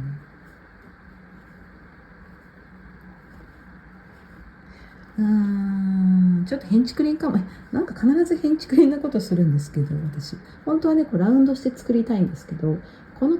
水色の毛糸でできるだけいきたいので、このまま先にフロント部分を作ってみちゃおうと思います。で最後ここ接続しようかなと思います。はい、2段目に行こうと思います。結局立ち上がり1個したでしょ。さっきこれして3段3目か、3目やっていきたいと思います。ちょっとねやっぱ2目だと何してるか分かんないかなと思って、この形がねおそらくあんま出ないんじゃないかなと思って3目でやっていこうと思ってるのと、あとは今これ表に返してきてるんですけど、このねここが大体のカーブどころなので、最初につけたマーク、ここでは、かなりこうやって進んでいこうかなと思います。やってみます。とか言ってすごい戻しちゃった。これ入れて、これもちょっときつく取っといて、でキュッとやって、そうだ。で今ここで始めちゃうと、私の場合今ちょっと後ろ側に行っちゃったので、ボワッとなっちゃうので、どうしようか。戻りたいな。強引にここにしようかな。ここにまず1目目を入れて、よくわかんないことして、シングルクロシェのスリップスティッチにしとく。ここに戻して、でここから、立ち上がりじゃなくて、3目ですね。3目ある。で立ち上がり1目だけにして、ハーフダブルクロシェの、なんだっけ、バックループオンリーやっていきます。1、2、3とっていきます。これは立ち上がりなので無視して、次のここ。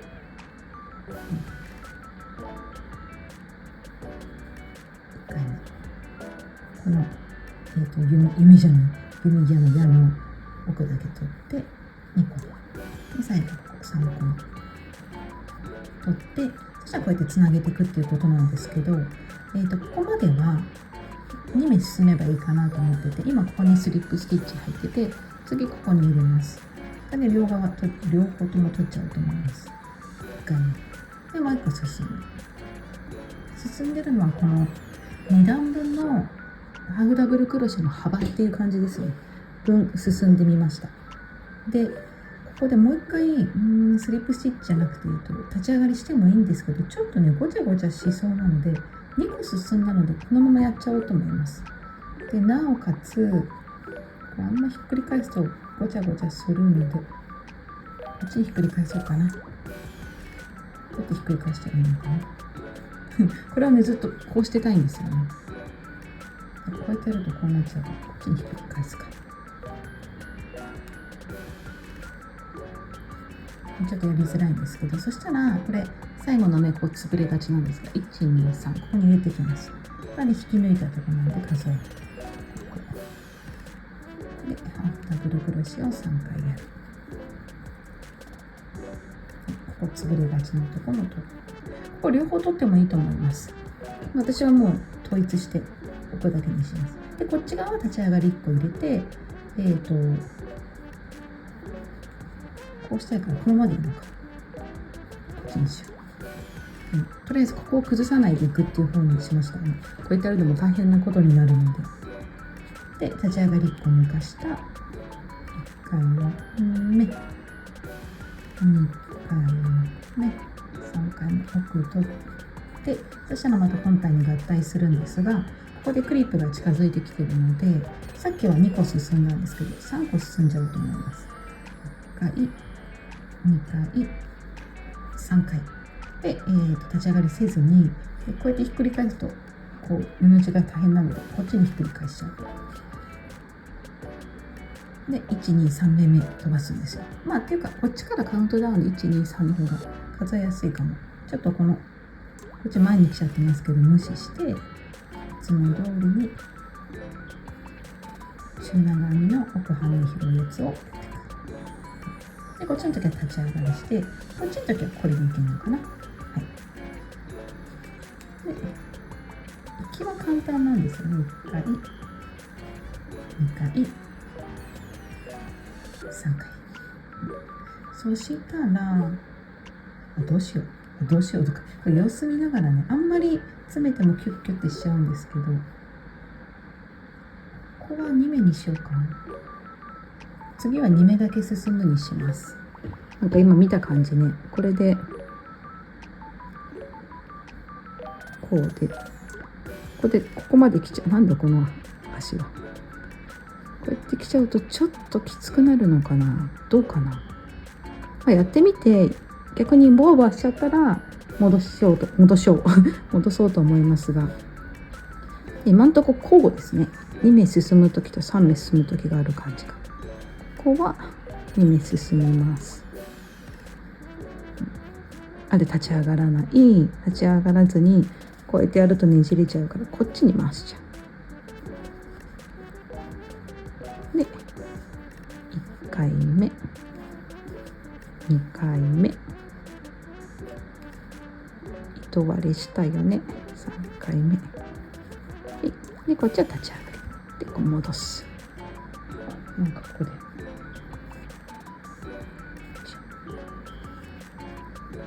今立ち上がりしたから1個飛ばした次から、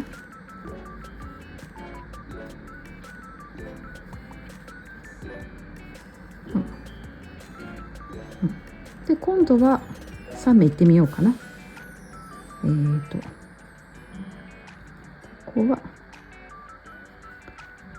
回、ここ拾うかな、2回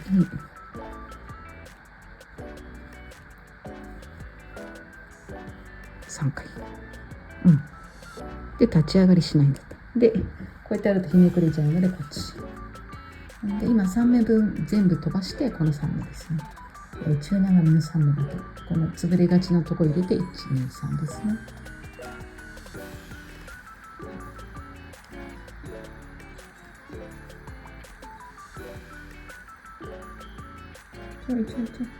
これ本当に潰れがちなんで、でも3目なんでね、クリップをいちいちつけるほどでもないかなとは思うんですが、何目かあるとね、ついつい間違えちゃいますけど、3目の場合はね、間違えても直しやすいと思うので、今立ち上がりも一緒にした、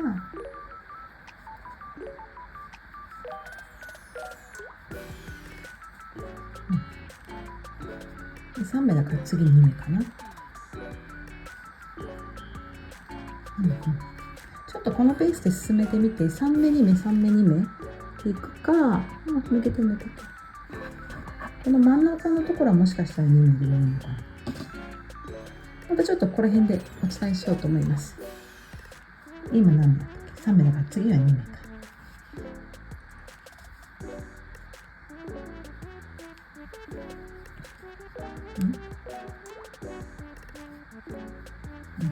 もういたね。そう、こういうこと。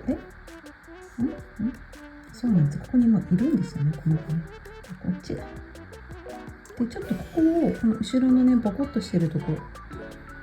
もうついでに拾ってみたりしてるんですけど、どうだろう。これが吉と出るか、凶と出るか。糸割れと出ました。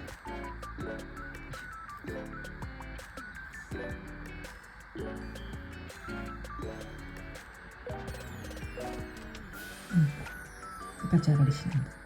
た。で、こっち。1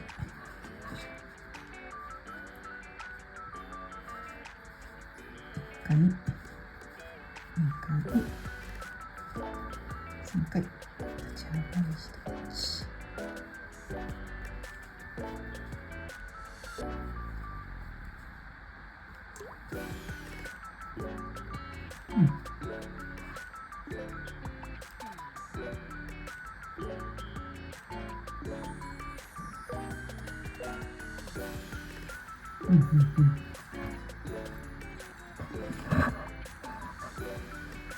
どうだろう。こ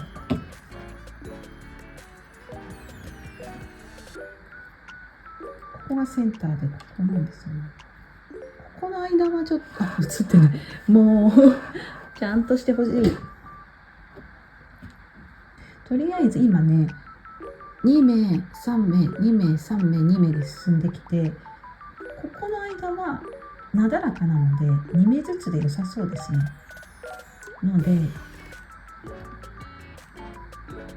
ここだな、2目はあとに何回やるのかな。今ここで3、2、2でまたこう3、2、3みたいな感じでやっていこうかなと思います。でこれはね本当に決まりはないというか、もうその場で考えて対応が一番いいと思うので、人によってね編み方の癖も違うだろうし、使ってるね糸も違うだろうしね、きつさも違うかもしれない。だから立ち上がりはしないので、様子見ながらやって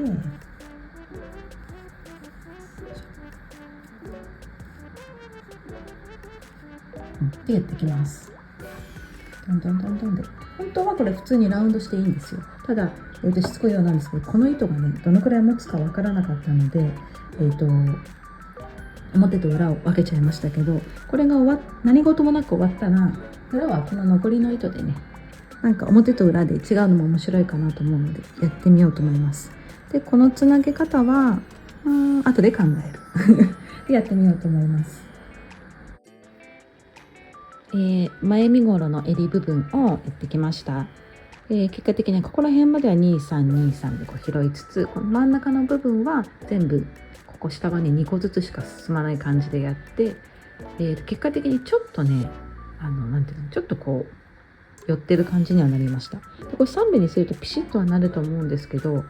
このぐらいちょっと寄ってて余裕があった方がいいかなと思ったので、このなだらか部分は2目ずつで、この辺からまた3目復活して3目進んで2目3目で最後2目で終わりました。こ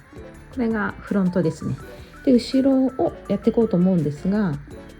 後ろのね合体の仕方の前に、切るか。で糸は意外と余ったけど、多分後ろ全部は終わらなそうっていうのと、せっかくカラフルだからなんか面白い変なことしたくって、今手元に余ってる毛糸がこっちがあるので、後ろはねこれで襟作っちゃおうかなと思います。なので前はこのエメラルドグリーンというか薄い、なんていうんだこれ、薄いエメラルドグリーンで後ろパキッと茶色みたいな、茶色って言っても最初の方はねちょっとグレー味のあるグレージュっぽい感じなので、こう一色じゃないんですけど、なんかこう前後で襟の色違うの面白いかなと思って、それでやってみようと思います。せっかくねなんか手作りなんでね手編みなので普通じゃあんましないことをしたくなっちゃうんですよね。その結果ね別に変になっちゃっても自分のものなのでいいんですよね。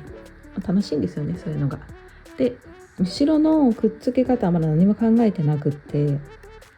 最初に細編みをしなきゃいけないから、とりあえずひっくり返すか。こっちが、後ろ身ごろですね。後ろ身ごろの今表面がこっち向いてます。でここも後ろ身ごろも最初ここは急なのでグッてなって下がってるので、なんかピントが合ってるより詰まってない。中心に置きたいので、ここは3目進むことをやりたくって、でここもはなだらかに2目ずつでもいいのかなと思ってみたり、これもでも取ってみてですよね。結局この幅で数えなきゃいけないから、ちょっとやりながら、ここだけはでも取ろうと思ってます。ギュッギュッギュッっていこうと思ってます。でまた細編みの裏目をこっち側に出したいので、結局こっちから編まなきゃいけないからもう一回戻します。で細編みは1目に1目ずつ取ってって、でちょっとグレーを出してきて、グレーというかブラウンというか、でここの結合は最終的にはとじ針でつければいいと思うんですけど、今考えてるのは細編みブーっていった後にここでこのチェーン立ち上がりをするときにうまいことチェーンじゃなくてこっから取れたらいいなって目論んでるけど、素人考えですね。でこれがこう進んじゃってるからここもつけたいんだけど、なのでちょっとこんな変なとこから始めてみよう。よいしょ。で後ろ身ごろも前と同じようにこの線のとこを取っていきたいんですよね。なんですけど後ろは、そんなにガタガタがなくって一回こういう動きがあるだけなので、一番手前の特に奥とかを取らずに手前のここを取っていっちゃおうかなと思ってます。やってみて変に行くようだったらまた考えようかな。なのでここも最後の目がこう横に倒すとこうで、上だとこうなのでこの1本ずつを、拾っていってまずは下っていこうかなと思います。でこれ1本取って細編み1本取って細編み、このグレーとね、このねグレーとこのピンクの組み合わせがめちゃんこかわいい。なんだこれ、ここに来ちゃってんだ。これちょっとなんかこれおかしいことが起きてる時は適当なとこ取ってます。でここ最後で今これで、こっちまで行きました。でそしたら今度横に行くだけなんですけど、それでいけるかな。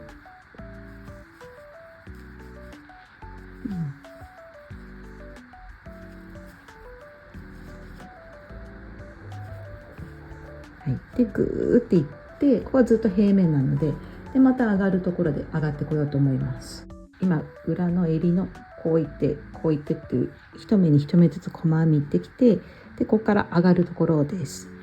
で普通に一目ずつしか取ってないんですけど、ここがねすごくこうやって伸びてる時あるんですよ。こういうなんかこう角のとことかで、これを取ると後からこの隙間が空いちゃったりするので、これ気になる時は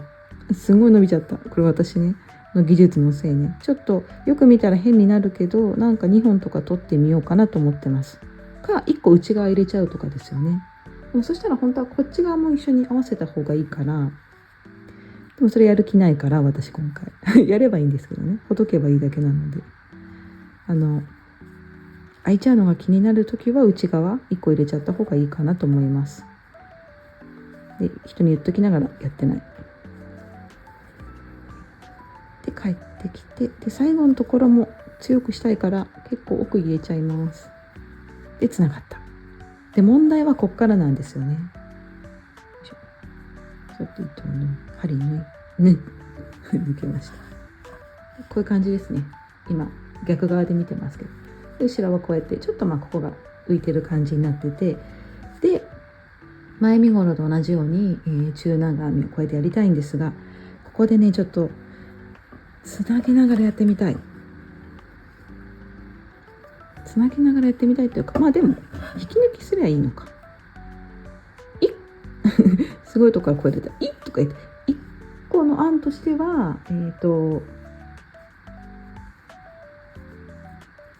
ここでいきなりもう中長編み入れる？無理か。ちょっと私にはちょっと難しそうなので、とりあえず引き抜きしますね。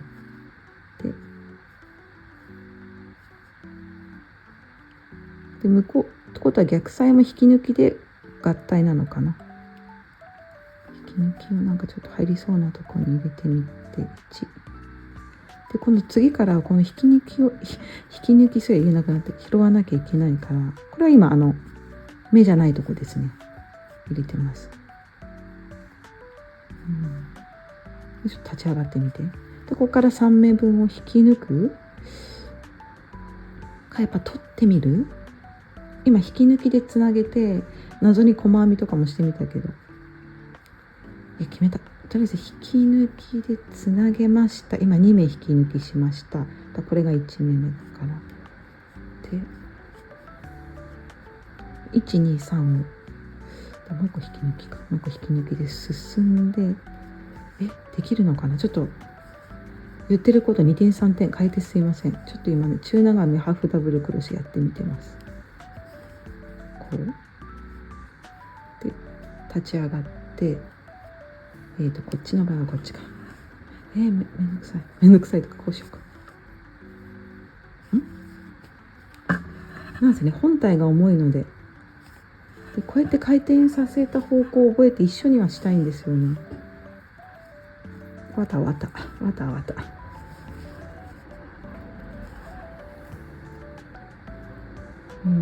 こ今、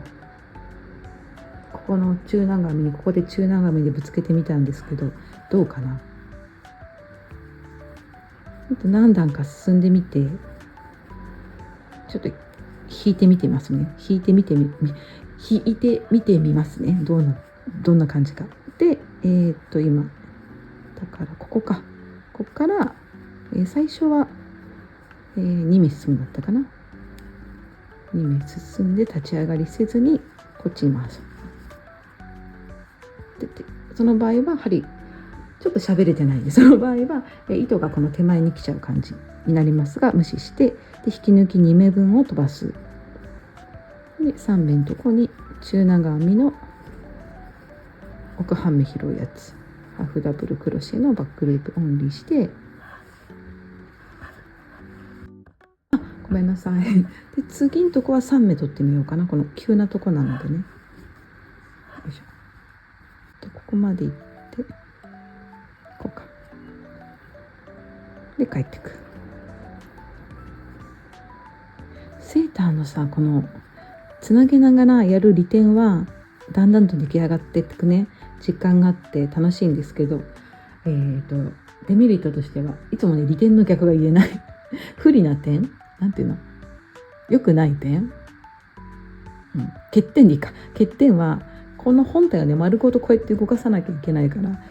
疲れる疲れるとか言って自分で選んだ道なんですけどね。で今3目やったので、今度ここ3目進んでみます。今こうやってここカーブのとこなんでね、ちょっとやってみようと思います。スリップスティッチから1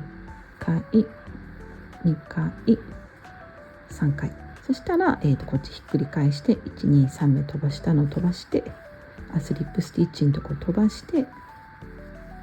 3目中長編み、茶色が出てきました。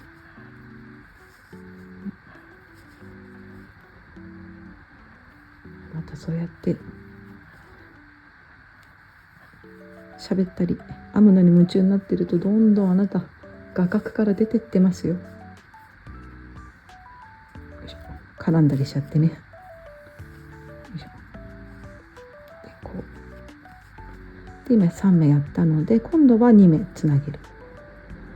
でどこまでつなげてて、真ん中ここやん、どっから入れるんだっけって分かんない時はこうやって伸ばすとね、ここに引っかかってるのが見えるので、ここにはもう入ってるんですよね。次ここからで3目進んだので、今度は2目にしとこうと思います。2目進みでひっくり返して、もう袖もあるから重いで今2目分進んだので、2目飛ばしして残りの3目に、ハーフダブルクロシェのバックループオンリー、この取りづらいところもね忘れないようにして、でこっち側は何もないので立ち上がり1個してます。すんごいブラウンが出てきた。で一回ちょっと寄せてみようかな。でもこのカーブが終わって、やっぱちょっとここ開いちゃってますねこれ気になるときはこっち取った方がよかったね、きっとね。そうしようかな。でここも3目いこうかな。今2目にしましたよね。2目3目2目でもう一回3目いってから、だから裏と裏じゃない、表と同じことをすればいいのかな、結果的にはね。なんか今ここを2目取っちゃうと、なんかここの待ち受けるのがなんかボワボワと揺れてる感じがしますよね。ので3目いってみよう。できつかったら2目に戻してっていう感じにしようかな。立ち上がりしないで、ちょっとやってみて結果だけお伝えしようと思います。で最後ここのつなぎをどうやったか、どうやるのかを考えて、それ一緒にやりたいなと思ってます。ただその前にこれやっぱ気になるね。なんかさっき私はしないですとか言ったけど、のでここはどうしようかな。ここ取っても同じことが起きるか。ここかまそうかな。この横のところのこことか取ってみようかな。そういうこともちょっといろいろチャレンジしてみようと思います。後ろ身ごろの部分の襟をやってきました。ちょっと考えながら進んじゃったので、さっき言ってたのとまた違うものになっちゃったんですけど、結果的に、両端から行って、2個進んで3個進んでもう一回3個進んで、次2個、次また3個、次2個やったら最後5目余ったので、この細編みの部分ですね、3と2っていう感じで真ん中に分けるとちょっと不均等な分け方になっちゃったんですけど、こういう感じにしてみました。そしたらまあいいかなっていう感じなので、これで最後今ね最後の段まで進んできたので、こことここを合体させたいんですよ。そんなチャレンジをしようと思って、よいしょで鎖編みでつないだ、鎖編みじゃないと引き抜きで最悪つなげばいいので、ちょっとやってみるだけやってみます。で本来取りたいのは、こっち側のここの3つですよね。ここを取りたいけど、ついでにここも取りたいんですよ。なのでこれは線残したいのかな、からこれもフロントにしてみる。ここか、このフロントとフロントじゃない、このバックとあとこっちのバックね。123すごい取りにくい。こうじゃなくてこうひっくり返してのここにねあるんですよ。これね、なんだけどやってたハーフダブルクロシェをするから取ってぴょこんってなっちゃうのかな。もうとりあえずあと2回やってみます。次が亡き目を拾ってると、ここでハーフダブルクロシェ、最後の目、なんとなくこのひっくり返ったこことここでハーフダブルクロシェして、ちょっとキュッてやるとどうなったかな。出るか、ポコンってるか、ポコるか。でもこれって引き抜きでもポコりますよね。どうしよう。こっちはね合体いったから結構うまくいったんですよね。でも状況としては目がなくなったように見えるのかな。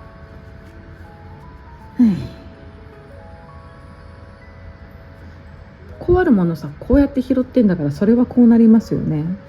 なりますよねとかやる前に分かりゃいいんですけど、しょうがない。普通に結局ね、最悪とか言って、最悪スリップスティッチとか言って、その最悪の子に頼るっていうね。スリップスティッチも怒ってるよね。最悪とか言うならやらせませんよってなるよね。でこれしてここで取っちゃうと表に出ちゃうので、裏で取りたいんだよな。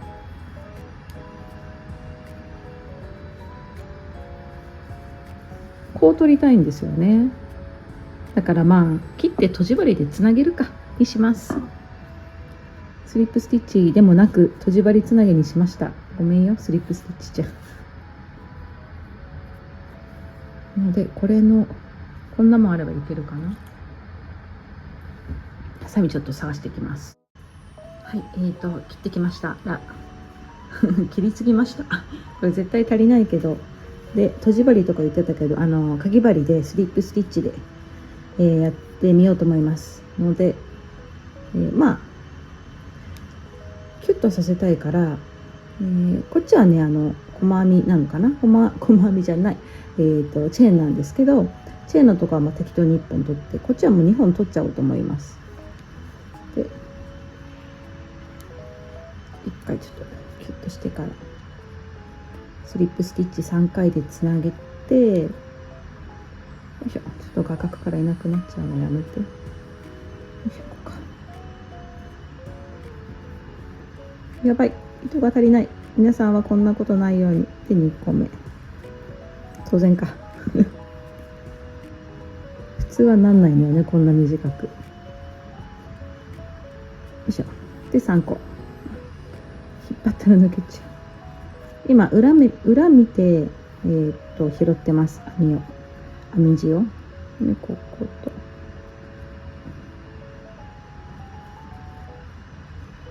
こっちかと、ここのちょっと潰れ気味ですけど、これが今根元かな。きつい。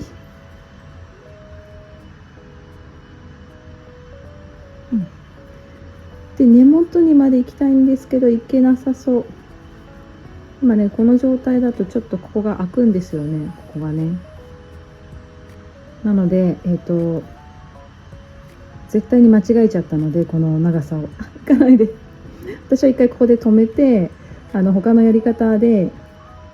こういう糸とかね、これも短いけどここを埋めようと思います。このギャップをね、閉じ針と閉じる時にね。なんかやっぱちょっと下手くそだな。こっちはスムーズですよね。こっちはね下手だね。一回画角を広くしようかな。一貫じゃない、動揺してるねやっぱり。一回、完成は完成したので、まだこのね糸のね糸始末は全然必要なんですけど、一回この形をお見せしようと思います。じゃないそう、それでね今続くと思ったでしょこれ言おうと思ったの。結局ここの空きが気になったので、こっちまで本当はやるべきなんですけど、この襟のとこですね、襟のこのバックパネルのここがねググって角になってるので、こうちょっと開いちゃうんですよね。でこれがこっちの方が激しくって気になったので、こうやって見ていただくと、この横ライン、この横の目をちょっとこう引っ掛けて取ることによって1個奥取って、隙間を目立たなくさせましたので、こっちも本当はそれをやった方が良さそうですよねっていう感じです。参考までに。じゃあ引きの絵にします。はい、全体映ってるかな。これ今後ろ身ごろですね。後ろ身ごろがこういう感じになりました。襟元はこういう感じ。割と首はそこそこ詰まってるまでいかないけど、開きは結構あって、でもそんなに深さはない感じにしてます。これ手ね。今んとここれ余った糸、今こんぐらい手元にあります。で裏ひっくり返すと表になるのか。はい、これもまだクリップとか全然つけてるんですけど、表の方がこうですね。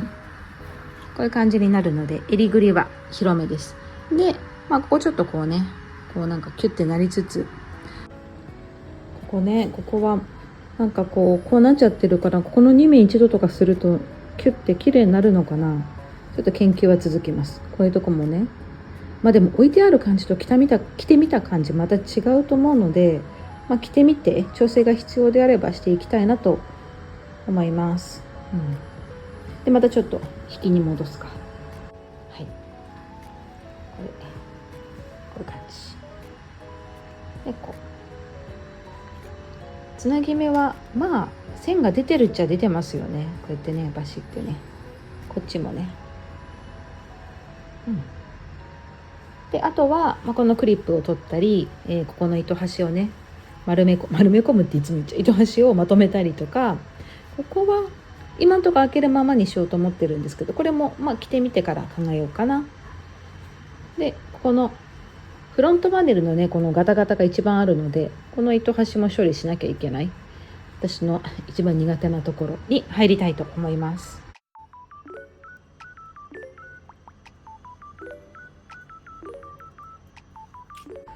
では糸端の処理をやっていきます。一番ねこれ何回だって言おう得意じゃない部分、でも嫌いではないんですよ。得意じゃないだけでね。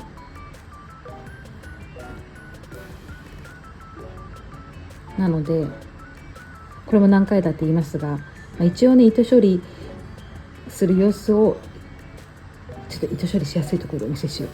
う。いくつかお見せしますが、別にこれを参考にしてっていうわけじゃなくってもしかしたら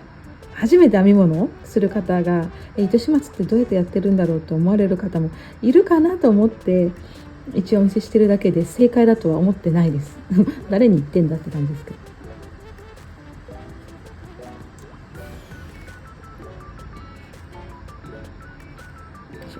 行ったり帰ったりしつつね、こっち行こうかな。同じ色のところで処理してます。で苦手なのですごく、このねダイソーで買ったと思うんですけど、この3本セットで売ってての一番ぶっといのを使ってぶっと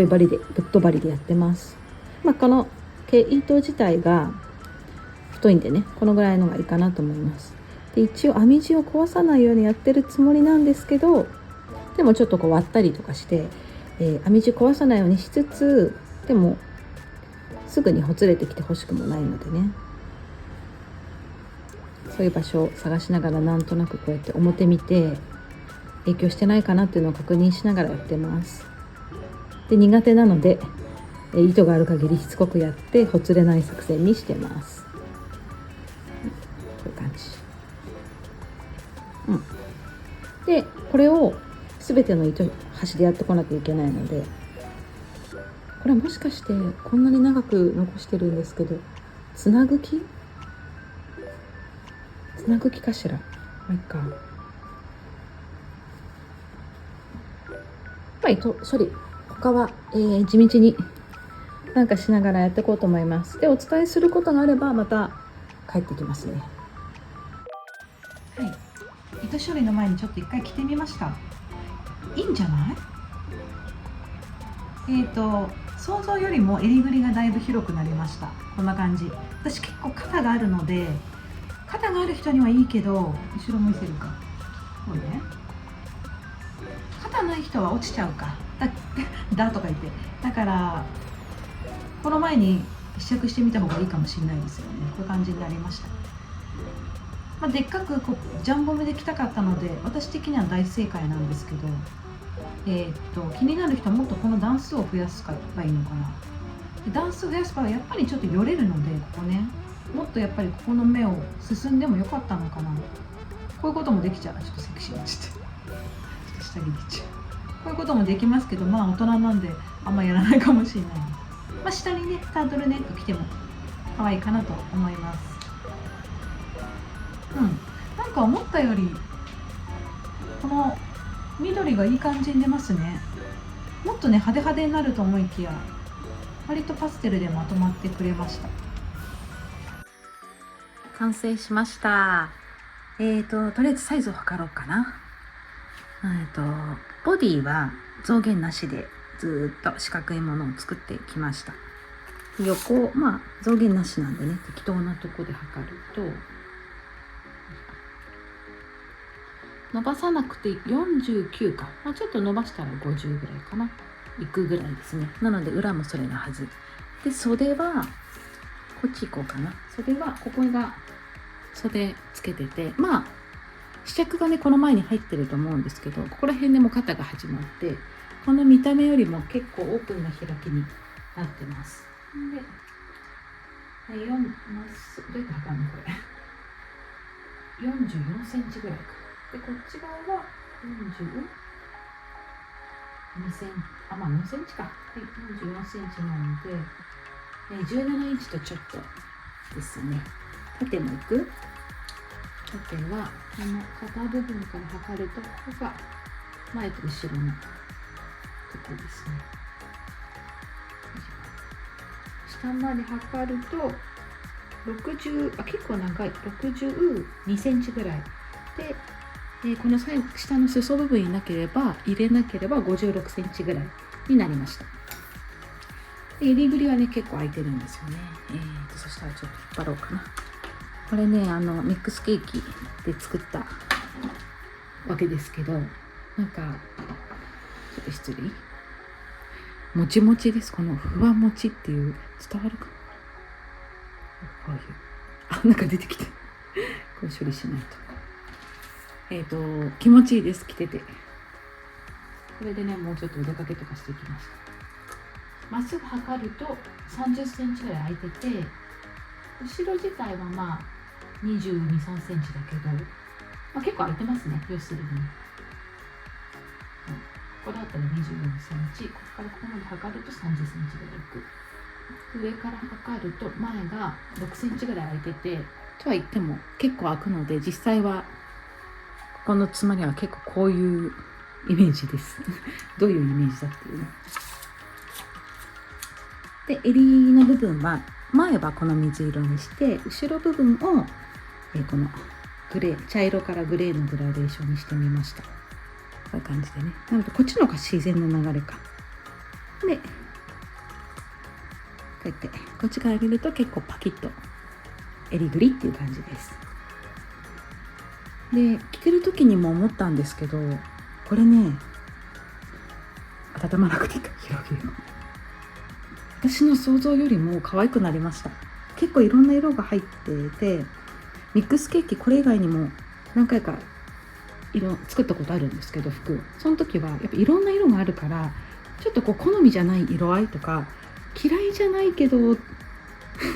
嫌いじゃないけどみたいなのもあって、そういう時は糸をこうカットしたりとか抽出したりとかして使ってたんですけど、これはマカロンのこの全色を使ってたんですよ。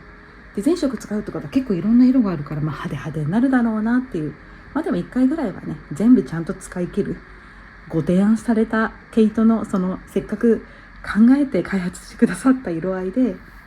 やってみようじゃないかってことでやってみたら、なんか素敵な色合いになりました。自分じゃ絶対こういうターコイズグリーンと茶色の組み合わせって思いつかないし、この絶妙なオレンジの薄いオレンジ、でもこうやって見るとオレンジだけど、近寄るとかなりサーモンピンク味強いですねとかも自分じゃ合わせないけど、実はこうやってやってみたらそんなにうるさくない可愛らしい感じになりました。まあ、派手ではありますね。で、図らずも見て、これ言ったかな、この3人姉妹のバニーちゃん、ラビットちゃんと同じような色合いになって可愛いですよね、組み合わせが。だから何ってことはないんですけど、気に入りました。だいぶいつにも増して長い動画になったと思うんですが、よかったら、何かね、これじゃなくても、逆にこの毛糸でアフガン編みじゃなくっても、何か皆さんのお役に立てれば、なんかインスパイアの一助になれたら良いな、一助になっていたらいいなと思います。はい、締めます。ここまで長い間のご視聴ありがとうございました。